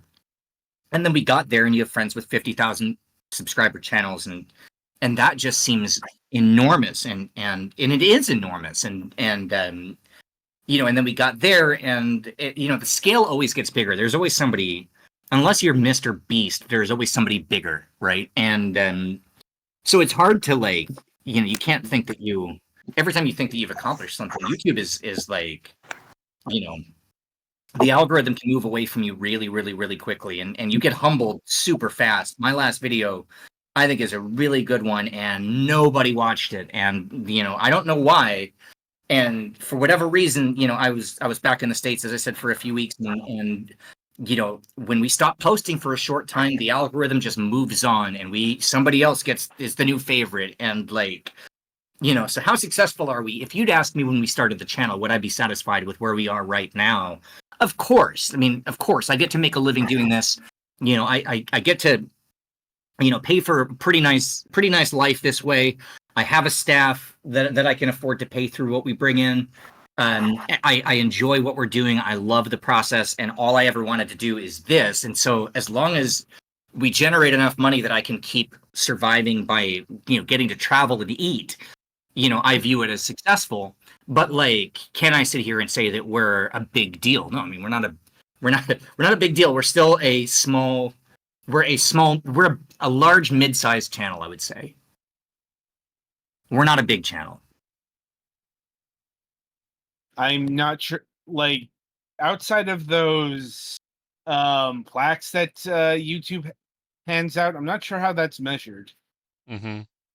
Well, and that's the other thing, is that YouTube really has moved away from subscribers mattering. You notice on your home feed, you don't really get recommended videos that you subscribe to anymore. And it's crazy how devalued subscriptions are in the YouTube algorithm. So why are they there? They're just there to track. That's what advertisers want to see. Advertisers want them because they're always the business of everything is always 5 years behind the reality of something. And the business of advertising on YouTube is how many subscribers do you have? There were rumors last year YouTube was going to do away with subscribers, period.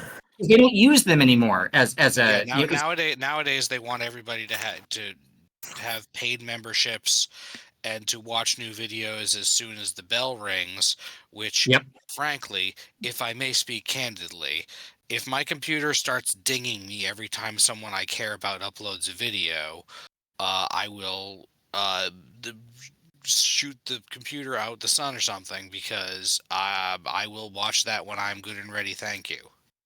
Yes, and also it's very harmful for channels like mine that are making long-form content, because there's not a lot of people. When we're putting in an hour-long video, how many people that bell dings and they're like, cool, I'm going to drop everything and watch an hour-long video right now, right? That's just not how it works. But then, YouTube sees that and like, not many people are clicking on it right away. Guess the video sucks, and then it gets buried. And that's kind of, I trust that the algorithm at some point will be tweaked and adjusted, because it's gone through cycles where it doesn't really work and then it comes back to life. And I trust that that's what's going to happen again at some point. But yeah, right now it's very harmful for channels like mine, because it sort of makes you do generic, BS 5-minute long chat GPT videos, because if it's longer than that, it's not going to work. You release an hour-long video. Well, if you want to get any views that the algorithm cares about for that, you better break it up into 60 different 1-minute long shorts. Oh, YouTube really want those shorts, because they want to knock out Instagram. So yeah, there's a big reward for doing shorts. But the problem with doing shorts for my channel is that shorts can actually hurt long-form content, because again, YouTube is still measuring how many of your subscribers click on your video right away. Well, yeah, again, I heard something that they also have where, if your channel is doing different kinds of things, then that confuses it and it doesn't know what to promote. Mm-hmm. Yeah, so there's this. I've done 2 or 3 Reddit AMAs about YouTube, and one question I always get asked constantly is Why does the algorithm hate me? Why does the algorithm hate me? Why is the algorithm helping somebody else and it doesn't like me? The algorithm is a computer program that has one purpose, which is to make people watch more YouTube. That's all it is. The algorithm doesn't like somebody more than it likes your channel. The algorithm just, it can get confused easily. And I'm fully aware that sometimes I make the choice to make content that I know the algorithm isn't going to like. The first video of mine that went viral, right? Like, which viral has a different scale now than it did then, but the first one that got I think my all-time high was 7,000 views on a video, and then this one rocketed to 250,000 right away. And that was a big deal for me in the beginning. And it was about Myanmar and Burmese food. And so then after 6 months of struggling with this Thailand-focused channel, I go viral with this Burmese video, and it hurt more than it helped, because then the algorithm's like, got it, he's a Burmese channel. And they started recommending all of my videos to an audience in Myanmar. And it just killed them because nobody clicked on the other ones. And so it took a long time to kind of retrain the algorithm what I actually was. And there is some truth to the more kind of diversified content you make, the harder it is to grow. But that's basically just because all the algorithm is trying to figure out is, do we know who to recommend your videos to? And I guess I've done okay at that, but not as well as I could do if I just made the history of salt every week. And the moral of the story is nobody ever should have let Al Gore's rhythm make decisions. Nobody should have been president. That was a long way for that joke, Alex. I At make what that point? joke all the time. At what point did you start playing to put that one in here? Guys, I've got time for about 5 more minutes, then I'm going to have to jump back to work here. So anything you want from me before I jump off? Mac, why don't you do your closing spiel then?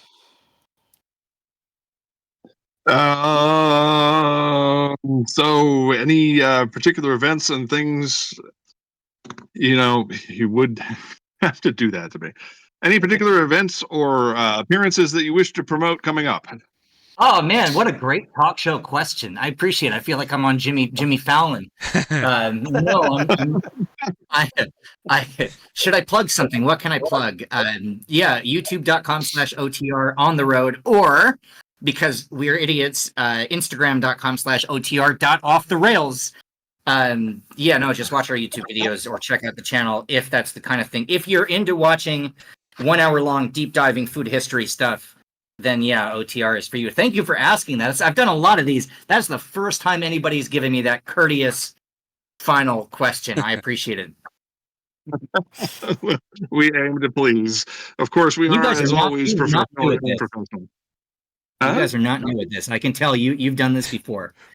Yes. Well, our slogan is professionally unprofessional. We are on There you season 19, so we've been around a while.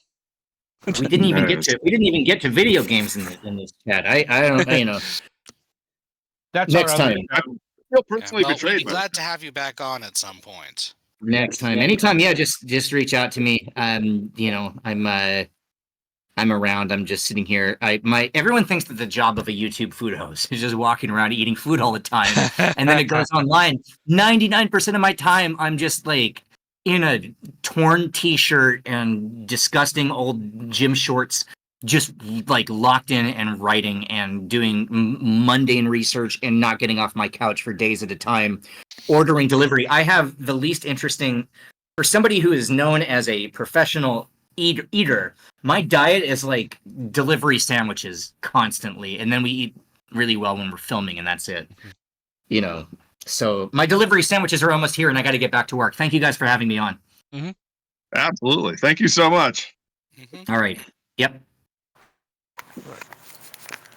All right. So that was Adam of OTR, and check him out on YouTube. That was rapid fire, but very entertaining. Well, at least we managed to get something good out of that, which is not an easy thing to do when we're on the limited time. So Yes. That's right. You clearly know. All right. Speaking of limited time offers, what's going on in entertainment? Or does everybody want to do their personal news first? we can do entertainment, I suppose. Yeah. It's just our first stop is one that we don't regularly visit, but kind of has to be addressed, and that is pro wrestling. Like, Oh boy. because, dear God, what the fuck is going on at the WWE? Like, Well, you know, it- now that Linda McMahon is part of the administrations. Yeah. I mean, Speaking of off the rails. Uh-huh. well, yeah, because every major WWE wrestler seems to have decided to light all of their public relations on fire. Which, like- if you know anything about this company, it should not be surprising. No, it's not. I mean, business in general is kind of like that. But Uh-huh.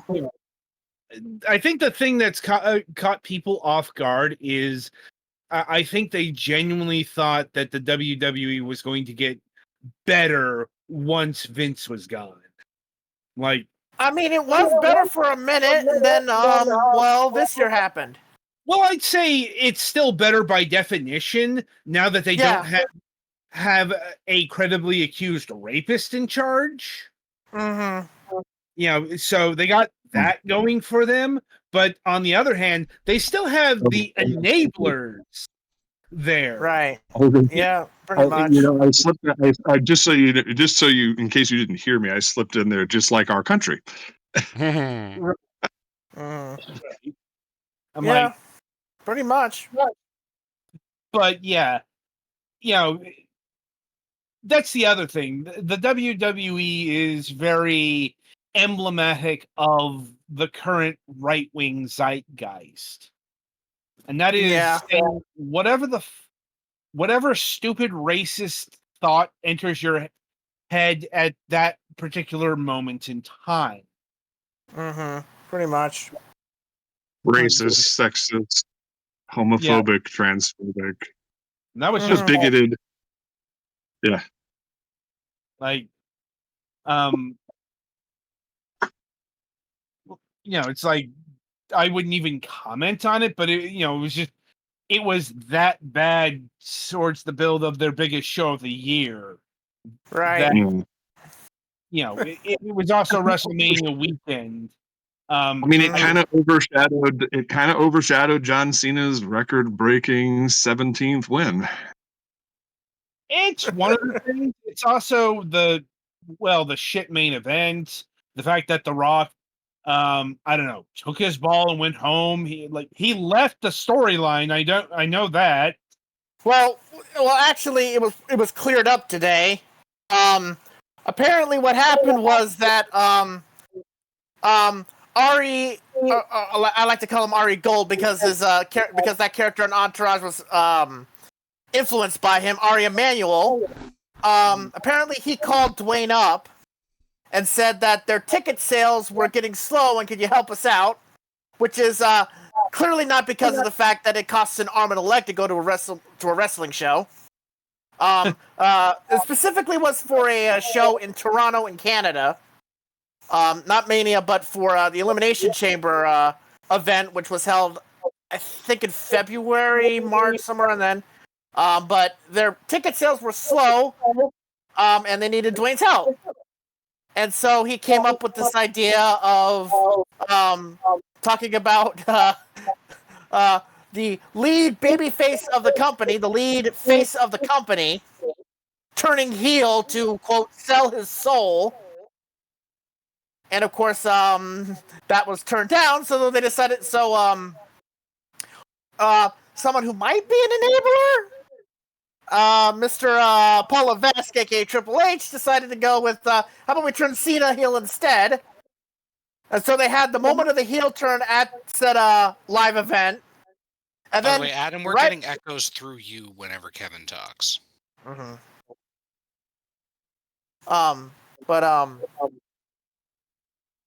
Anyway, as I was saying, so they had that character change moment in Toronto. And then right after that, Dwayne says, I'm going off to Hawaii. Bye. My job is done here. Literally, it's like, my work is done here. I don't need to do this anymore. Meaning, the big, and after that, The Rock was never mentioned again. So, so he was involved in an important heel turn, and he just said, "Nope, I'm out. I'm done. Not taking my ball and go home. It's that my work. It's not. I'm taking my ball and I'm going home. It's literally my work here is done." Which, boy, let me tell you, it made Sunday night literally end with a flop. And so you have that. And also, as a part of the Mania Week festivities, and this has leaked out within the last couple of hours, as a matter of fact, the full audio of it, they had a bit of a roast, you see. With the roast master being a certain Mr. Tony Hinchcliffe. And if you don't know who that is, I got 2 words. Kill Tony.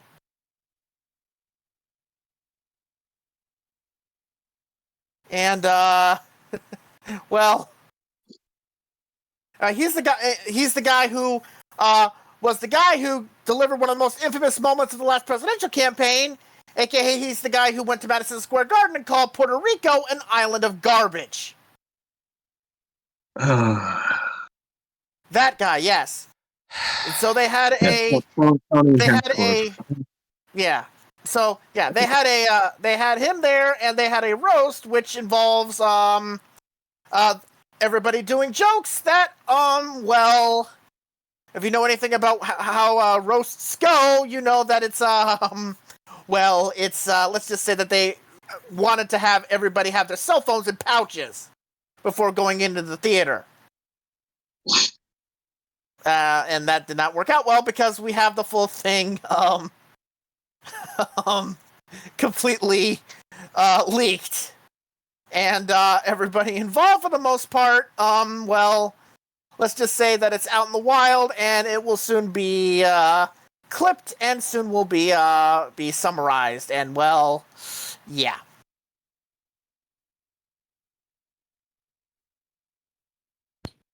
And then there's the stuff that...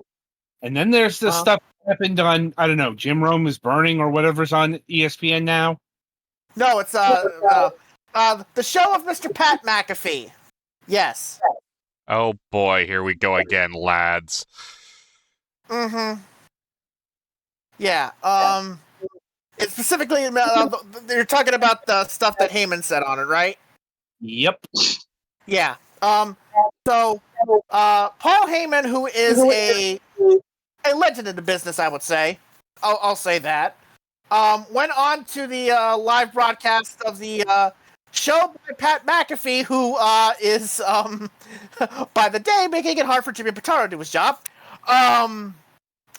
But he went on there and he went at it with a fan because, you know, they were doing a live broadcast and there was a lot of wrestling fans in the crowd. And, you know, what wrestling fans like to do, and they like to catcall, you know, talk shit, you know, stuff like that. And Paul Heyman apparently said to one of them that you're going to be deported. Eek. Or something to that effect. So, yeah. And guess who was at the roast that I just mentioned? And who, well... Let's just say that if you look up ECW in the 90s and Paul Heyman, I would think you would not be surprised about what comes out of his mouth there. Hint, cringe, cringe, cringe, cringe, cringe. Oh, I can go back to the later parts of the Dangerous Alliance when he was feuding with Medusa and get that. Yeah, but yeah, let's just say that it is a very 90s in nature. Yeah, but yeah, public relations. Yeah, public relations are going to be lit up. Also, a good rule of thumb when it comes to wrestling and wrestlers is until otherwise proven, they are pieces of shit. Remember, Well, there are some that are good people, but they are not the ones in charge of these companies. I will tell you that. well, remember, wrestling is a business that was literally built off of lies and the carnival. Right? Yeah. Wrestling is just an inherently scummy business. That's Right. part of the reason why it is like it is. The other is it's so low on the entertainment totem pole, nobody cares when it does shit. Well, I wouldn't say that. There are people who care about it. I know there are people who care about it. I'm just talking about in the wider world. There is a reason why the WWE brass hated the term wrestling. It's because the outside world hates wrestling. Mm-hmm. You know, Yeah. It's because it's associated with low class people, let's say. Yeah. You know, especially, it's associated with Southern culture a lot of the time. Yeah, the same thing that gets connected to, say, NASCAR. I would say NASCAR's a little bit more, not by much, but I think NASCAR is actually a lot more serious than wrestling, because people have actually died doing NASCAR and auto racing, and it's probably a bit more physical in terms of a sport, but that's not what I'm talking about. I'm talking about where these things stand in terms of the cultural hierarchy, in terms of sports or sports entertainment. Yeah. I mean, wrestling is probably higher than NASCAR. Honestly, it's higher on the pole these days. Probably, yeah, but I think it's been higher on the totem pole since I'd say 95, 96, somewhere around then. It's been since then. It might depend on the era.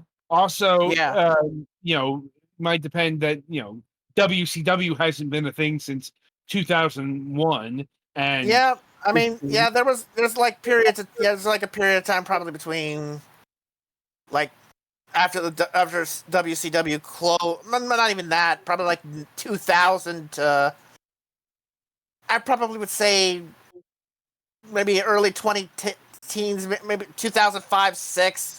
But there was like a 5, 6, 7 year period when NASCAR was probably where the positions were switched. But I would probably say that wrestling is just a bit higher than the NASCAR is, and probably has been for like 20 years, 30 years at this point. But I can tell you. I'm into both. Either way, in terms of prestige, and cultural perception of the kind of people who are fans of this, we're not exactly fighting for a high bar here. Yeah, I mean that's fair. That's fair. Yeah. Not an insult to anybody who likes wrestling or NASCAR. Just as someone who's into both, I just think that there's like, the separation is not too far, unfortunately. I mean, I'd like it to be, honestly, but the separation isn't that far. I mean, wrestling does itself no favors. Well, I mean, NASCAR isn't scripted, so in terms of the type of performance, they're significantly different. But they do have, they both, I think, at least are perceived. They're perceived of having fairly similar fan bases. Right. In terms of the fan bases, like in terms of the overall situation, it's not really that far out different. The two of them are, honestly, in terms of physicality and in terms of what you need to do, like physically and mentally, in order to be a big name in these worlds, or to be in these worlds, period. But in terms of the fan bases, there's stereotypes, and they're there for a reason. Indeed. I suppose on a much sadder note, it is also worth mentioning that Chicago Bears great and legendary sports personality Steve Mongo McMichael has passed away. Also, he was a WCW fixture in the mid-90s. Yeah, he was. He debuted on the first episode of Nitro, as a matter of fact, which was done at the Mall of America, and lasted there from '95 until '99, I think. I think it was '99 when he left. Technically speaking, he made his debut at WrestleMania 11. Right, he was part of a small thing with Lawrence Taylor. Yeah. But and then got noticed by both companies. And then Steve himself got the bug, as it were, which I guess which is really not surprising if you ever take a moment to get involved in that world. It's addicting. As far as his football career goes, I can sum it up thusly: 1985 Chicago Bears. Yeah. He wasn't on the Super Bowl shuffle track, but he was part of that team. Yeah. Yeah, he was part of the actual team, no practice squad or any bullshit like that either. Mm-hmm. Yeah, he was one of the big names on that team, along with Jim McMahon and, of course, the one and only late great Walter Payton, and William the Refrigerator Perry. Yes. Mm-hmm. Yeah, he was one of the players on that team. So. Yeah, and then for the last couple of years, he's been fighting ALS, and unfortunately was to the point where, last year when he finally got into the Hall of Fame, he couldn't go to the Hall of Fame, but he managed to live long enough to see that. So good for him, and rest in peace, Mike. So. I'm not sure how to approach Andor. The Star Wars show, yeah. Because, well, I suppose I'm just going to have to go and spoil this because it's quite the trigger warning. I haven't gotten to episode 3 yet, but apparently it's the first sexual assault in Star Wars. Oh Lord! I mean,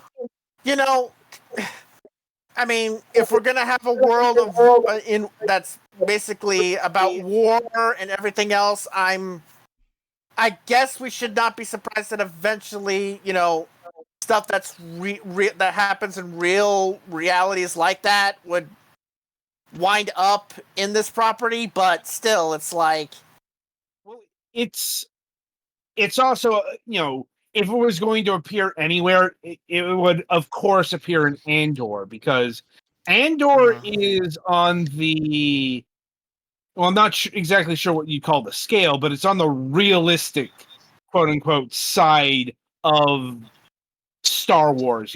It's all about the beginnings of the Rebel Alliance and dealing with the Imperial bureaucrats. A lot more paper pushers and a lot less space wizards. Yeah. Am I the only one hearing roboting? Possibly. I am hearing people echo off Adam. I covered previously the fact that Adam is getting an echo whenever Kevin specifically talks. I don't know why. I don't know why either. We never know why that. I was going to say, I don't think Star Wars. All right. Well, I was on mute, but so now I'm not, and so I'm going to say this. I don't think Star Wars needs that kind of juice. Nothing needs that. George Lucas created it ostensibly to sell toys to children. So the fact that they're going into this edgelord territory, just because it's a war epic doesn't mean you have to have a sexual assault. It just doesn't need it. Well, no, but I would also note that maybe the sequel series was made explicitly to tell tales to children. The first movie and maybe the second movie too was more of a trying to create an experience, a cinematic experience. I mean, it became a commercial thing eventually, but that's not what it was at the core of this. And Yeah. Is Shadows of the Empire still canon? No. no, Okay, No. yeah, I thought not. That is part of what they call the Legends line now. I thought so, but I wasn't sure because it technically takes place during the original trilogy. So, but yeah, I didn't think so. I was just asking because she No, started I to get a mean- little bit fresh with Leia during that, but I assume it's different. Yeah. Well, whether Just because Dash, Yeah. just because Dash just ended up being CGI'd into Empire Strikes Back Special Edition does not make the rest of it canon. It's one of those things to where they can call whatever they want from the former EU into canon, but it does not automatically follow that because they do so, everything else comes along with it. I didn't think it did. I just wasn't sure because of the time Only- period, and it was pretty heavily Yeah. pushed around the time it came out as being like important or whatever. But obviously, that doesn't. As far as matter I much know, under the only new canon. management. Yeah, as far as I know, there's only 2 canon entries in the video game series, and that is Jedi Survivor and what was the one with Operation Cinder? Battlefront. Was it Battlefront or Battlefront 2? Probably Battlefront 2. Whichever was the one that starts with the cinematic as you're a TIE fighter pilot and you're flying around as the second Death Star is being destroyed. Squadrons. No, I think it was Battlefront, but anyway, yeah. There's only 2 official canon entries in the series, as far as I know, and those 2 are it. Well, anyway, now for something completely different. And Oh, boy. that is apparently Vin Diesel is saying Riddick 4 is quote unquote incoming. oh boy. I'm like, for Impact. well, look, Vin Diesel's the only one who's wanted, these Riddick things to continue. Mm-hmm. Like, I don't know. I don't have a lot to say about that because I just know it exists. I think I saw the first one and thought meh. the Mhm. first one was good when it was an Aliens ripoff called Pitch Black. Hmm. When it became about Riddick specifically, I got a lot less interested. Mm-hmm.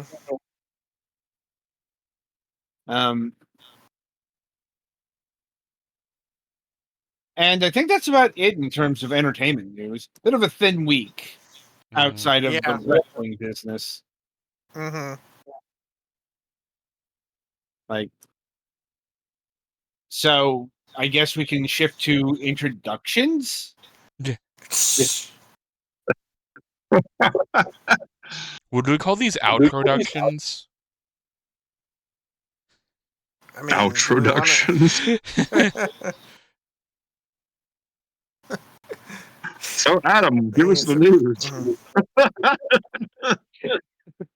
It is weird when we are out of order, but Yeah. I mean, technically, Adam, we're all. anyway, the news from my corner this week is a lot of family drama around car repairs. Like, Mm.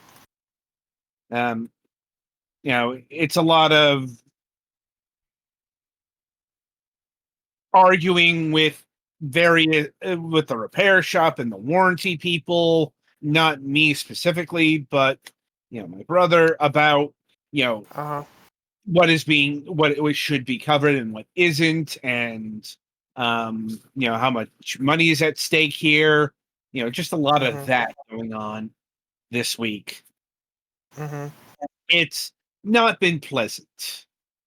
Now, I'm obviously not going to get into details, but it's been a thing. Kevin, what about you? Anything going on with you? Well, no. Other than the fact that my final paycheck for my previous job came in tonight, but that's about it. And almost almost a month away from me being at a convention, so that's gonna be fun next month. So other than that, nothing much going on. And so Petty, what's going on in your world? So last week I mentioned that my mom lost her job, and in the intervening time, I have learned that she had a 4-page resume. Guess whose job it was to trim that down to 1? Oh boy. That was Fun. a Friday I went back. But it's done. It's cleaned up. It's using modern spacing because she typed up like she was doing it on a typewriter. So instead of using tabs, she just kept slamming the space bar. So that Somehow was. I expected more older people to be better at word processing than that, but I guess not. I have no idea. I've taught her how to use Word. That's part of the problem. I've taught her how tabs and indents work so she can make stuff like this look nice. So I had to fix that, and then she had a job interview today, and I guess it was about an hour, so hopefully that's good. And then as far as like other things going on, I went to the Digimon card game pre-release tournament for the new set, and I had fun, got some cards, did some trades, what you usually do at these kind of things. And next week I'm going to a different event for just the new starter decks, because the Digimon card game has finally unified with Japan. So there's no difference in cards. We have the same card pool as Japan now. So because of that, Allegedly. No, it is 1-to-1. All the promos have been LM card. Not sure about some of the newest LM ones. The LMs are in the new booster packs. But yeah, we are caught up. So it was an issue for Worlds because it took place in Japan, so the Japanese cards were legal. So it was a problem for people outside of Japan. Actually, I guess what I meant to, the more precise point is, they all may be still legal, but the supply is not necessarily the same. Yeah, the availability.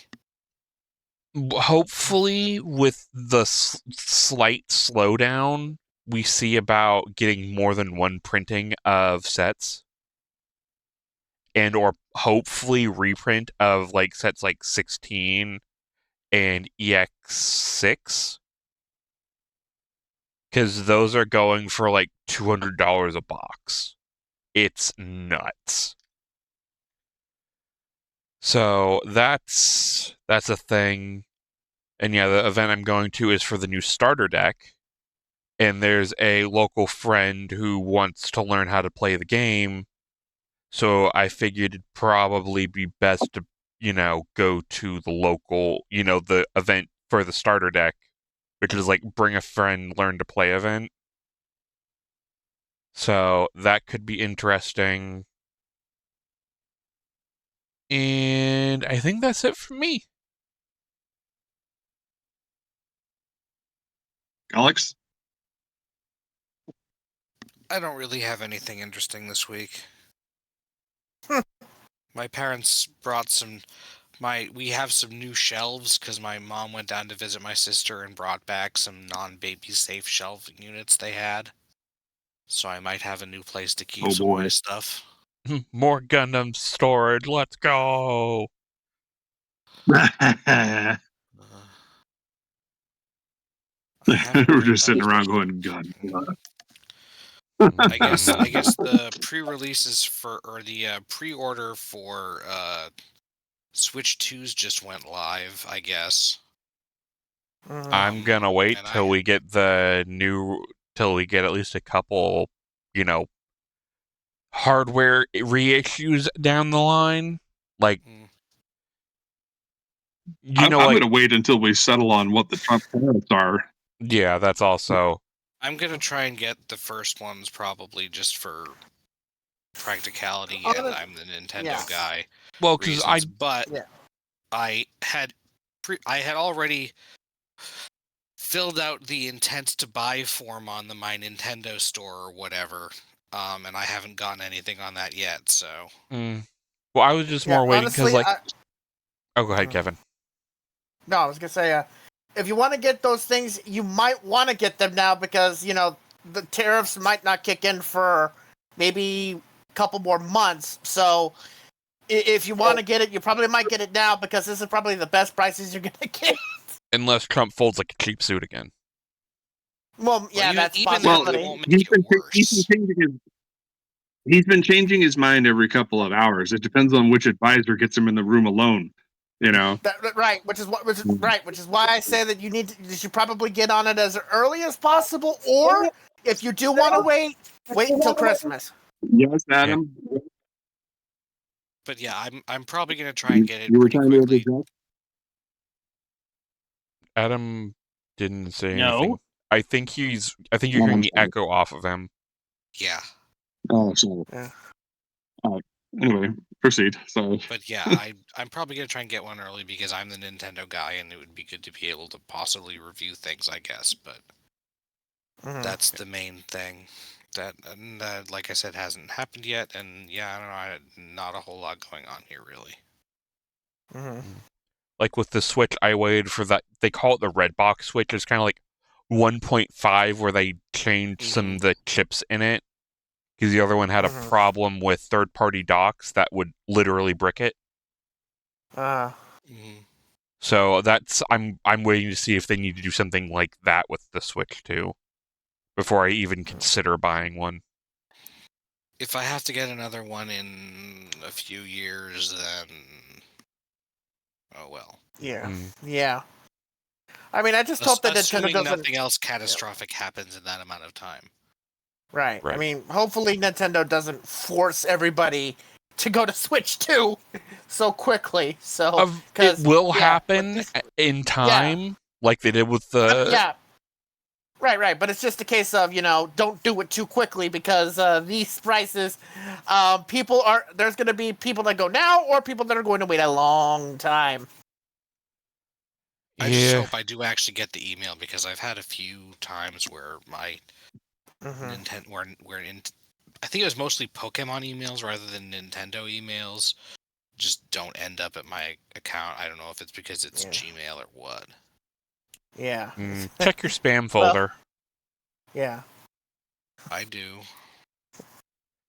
And at this point, don't do it on the night it opens up or anything else because it looks like there's glitches and stuff going on and a long waiting line. So. I'm just perusing around like. Well, Twitter apparently the number of pre-orders in Japan for the Switch 2 is like 2.2 million, which is more than the total sold Switch 1s or something. So. Yeah, I mean, there's also the fact that there's Japan-only versions of the thing, so that's like what $200 cheaper. Yeah, $200 cheaper, but you need you can't connect it to a non-Japanese Nintendo account. Right, but which you they're know, probably if you're, which is yeah. probably to make. I mean, obviously they're thinking of the Japanese audience first because they're a Japanese company and the yen is weak Yeah. and prices are bad, so they're probably undercutting on that and then Yeah. doing their best to make it unappealing to foreign people to. Yeah. Which, I Try to get the mean, cheaper it really ROM. depends on how the security is for the Switch, too, because I could definitely see hacking it and putting the English ROM on it. There are probably a certain number. Well, it's not even just the ROM. There's a lot of stuff that kind of works with Nintendo accounts. But again, All to that's some people, handled they're in not going to care software. If about you that. can dump the English OS on there, it doesn't care. It's all the same hardware. Oh, yeah, I guess. Yeah. Well, we'll see. If it I'll was, see very quickly. if you lived in Europe, it'd be more of a problem because they're slightly different, like power and like broadcast Wi-Fi standards. But US and Japan are close enough to the same; it doesn't care. Yeah, there are probably a decent number of scalpers who are hoping that that's doable. Oh yeah, Or just hoping to resell them and not mention that, oops, sorry, you can't use your American account on this. Yeah.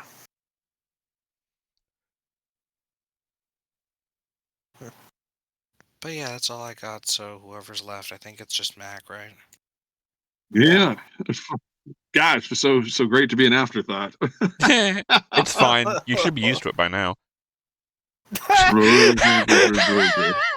Oh boy. Well, I'm just reading RFK Jr.'s latest spiel about how all of us who are neurodivergent are all going to the work farms and the gulag because obviously all we need is discipline and sunshine. And how he's never heard of what was it? Fucking ADHD, ADD. ADHD, ADD, Tourette's, narcolepsy, or autism. Meanwhile, fucking Mount Everest. Well, I mean, that's the champion response is, your aunt was given a lobotomy for being depressed, so I guess it makes sense that your family didn't talk about stuff like that. I was also going to mention anytime he speaks, all I say is, how's Caroline doing? Yeah, it's infuriating to listen to him talk about anything other than the basics of try to get people healthy, which I don't think anybody is a platitude. I don't think a heroin addict with a brainworm should be talking about neurodivergence. Period. I was just going to make a joke that Mount Everest wasn't discovered till 1829, and I'm pretty sure it existed before then. Well, that is the actual reason for the increase in like diagnoses of autism spectrum stuff. Because even in the last few years, the definition of what counts has been broadened. But also, he didn't hear about that. But even then, some of the shit he's talking about, Tourette's syndrome was definitely a known thing when he was growing up. All right. I did a paper on this in high school. That one of the few things that actually got my English teacher in around 11th grade had what they call blacklist subjects, where you could do them, but she would give you the opt-out option if it ends up being too much. I did a paper on how they handle people with disabilities, like mental disabilities, pre-1970s, and it was despicable. I mean, the problem is that prior to the DSM-5 and the 1992 expansion of the Americans with Disabilities Act, the psychiatric diagnostics was still heavily rooted in Freud. And I should say I mispronounced that. It was heavily rooted in fraud because Freud was a quack. Well, like people with like autism, ADHD, stuff like that, if you were functioning, you were just labeled weird. Lower functioning, you might have been shipped off to a carnival. Well, and it didn't help. It didn't help that people with autistic spectrum disorder were formerly known as suffering from Asperger's, which is named after an actual Nazi. And also the whole thing with... It doesn't, Go ahead. who experimented on his victims, I mean patients. No, you were right the first time. You know, huh? You were right the first time. Yeah. Hold on, I'm gonna hang up and read. Technical failures. You there? Mm-hmm. I'm getting a lot of roboting. It's only you, dude. That's why I hung up and reconnected. Better now. Yeah. It's a bit better now. Anyway, you know, it's just I'm just looking at this and I'm thinking to myself, well, all these incendiary comments I just made on X signed my death warrant. Yeah. Whatever. You know, I can't be on social media right now. I can't. You know. I figured out the problem with my solar setup and Doodles, what do you want? Huh?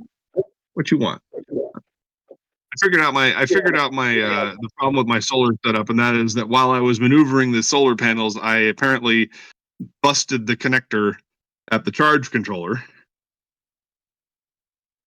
Because you know when you're trying to flex 70 pound solar panels around, and you only have 6 feet of wire going through a crack in a window, has a tendency to break.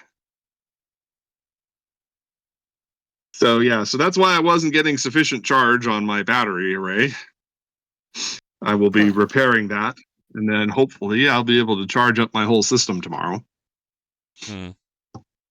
And I will be heading off to San Diego on Sunday, so there will be no Blue Monday. Nathan's got some stuff for me, so figured what the hey.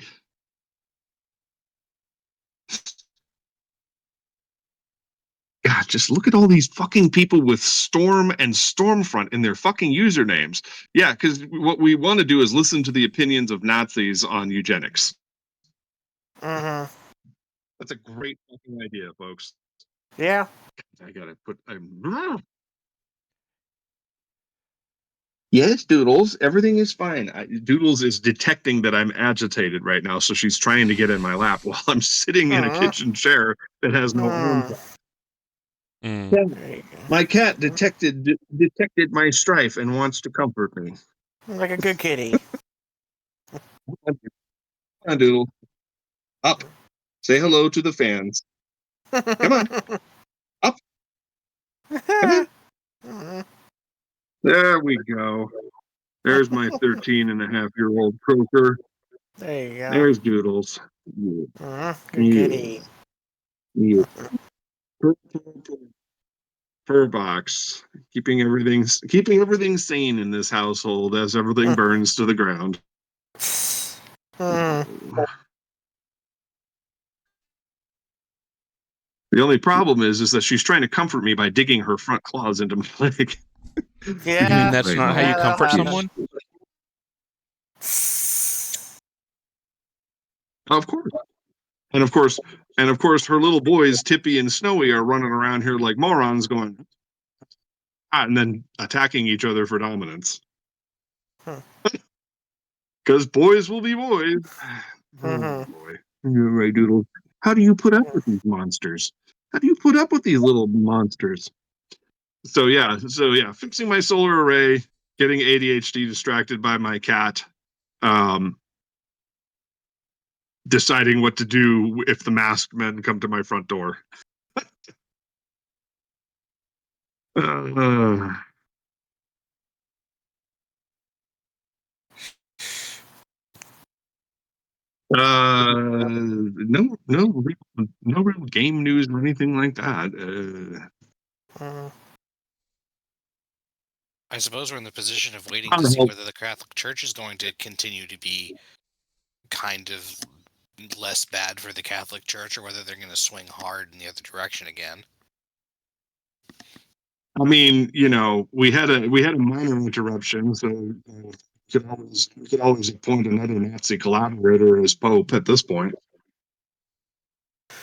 I mean, we'll have to wait and see. I mean, from what I've read, apparently Francis has, over the past couple of years, dumped a lot of non hard writers, if you will, Yes, in terms of but the conclave. but they might we'll want to see. appoint someone from Africa, and a lot of the Africans are extremely conservative. Yeah, maybe, but we'll see. I mean, like, having a non-European that's why Catholic is that's why I'm really mostly swing. concerned about it being one way or the other. Yeah. Honestly, it wouldn't make no Francis was. difference to me. It wouldn't make no difference to me because He I was was alive kind for. of Francis was. Okay, Go I guess ahead. I don't talk. I guess I don't get to talk because every time I start, I just get cut off. Sorry. Go ahead. Go ahead. Sorry for snapping. No, it's all right. Go ahead. All right, but it's just Francis was kind of the outsider as a choice to begin with, so the idea of them not necessarily taking somebody from the circle is not unprecedented. Right, but it's just a That's case all of right. Go But ahead. literally, Francis was an anomaly because I grew up with John Paul II and Benedict, so it's not like it would them going hard right would be a surprise.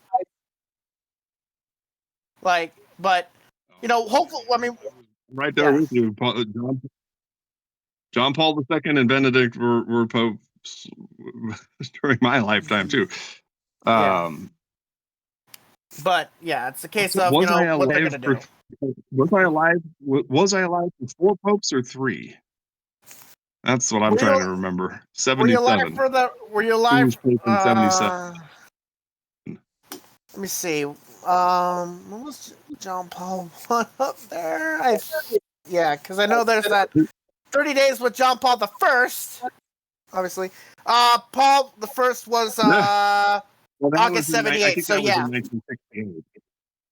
Yeah, Paul the First was from August 1978 and was for 33 days. So yeah, he was around for you. Okay. Well, there it is. So Which technically, means I was that'll be actually a fifth. alive for 5 popes. Yeah. Yeah. Who was pope before John Paul I? Isn't it John and Paul? Paul the Sixth. Paul the Sixth, who was There were Paul two the Sixth. There were 2 really short popes. Yeah. Paul the Sixth died in August 78, and then there was John Paul the First, which was for 33 days, and then John Paul the Second, then Benedict, then Francis, and now whoever they decide. But we'll see if Francis did enough. To see 6 popes. Yeah. To think that I have been alive to see 6 popes. Mm-hmm. Yeah, we'll see if Francis did enough in that conclave to at least have enough people there to go, maybe we shouldn't go fully hard to the right. We'll see, but nothing would surprise me. Yes, the 2 popes before John Paul I were John the 23rd, and Paul the 6th. Yeah. So we'll see. Funeral's on a Saturday, and all right. Then the conclave begins. Buckle up. All right, let's wind down because I'm roboting really badly, and we've already gone over an hour and a half. And what do we got next week? I don't have the paper in front of me. All right. So next week is sorry, that's the wrong sheet. On April 30th, episode 19, we'll be having Bert Schlepper of Bert Tabletop Game. I started this as a blog documenting an effort to play through every game on the shelf at our house, well over 100. This was in early 2020. Then, as everyone knows, the pandemic flipped the script on those plans. I was not able to host game nights. We quickly adjusted to playing online, and I have been doing it ever since March of 2020. In 2021, I decided to keep this blog going and augment it into an exploration of what games are and who makes them and reviews of games. So, a lot of that about tabletop games and board games. It's going to get political because we're going to have to talk about the tariffs at last. Oh boy. Yeah. Yeah. Well, I mean, I mean, I kind of think that'll be a topic of discussion for our guests, especially in the next season. Well, and it's kind of already strangulating, say, board games, because these are, specifically the 125% tariffs on Chinese goods. Mm-hmm. He mentioned that in the email I got from him today. Mm-hmm. So, I suppose you have been forewarned. Mm-hmm. Right. Like, I mean, tariffs are going to be an unavoidable topic as we go forward here. Yeah. Right. Anyway. All right. Well, that sounds like we got a plan for next week. As I said, I'll be in San Diego Sunday through Tuesday afternoon, and then I will be back for our regular show on Wednesday. So, looking forward to seeing you all, and we'll try to be on time. But I do work before and after the show. So, well, then I'm your host, Matt Paladin. Thanks for watching. Stay safe out there, kids.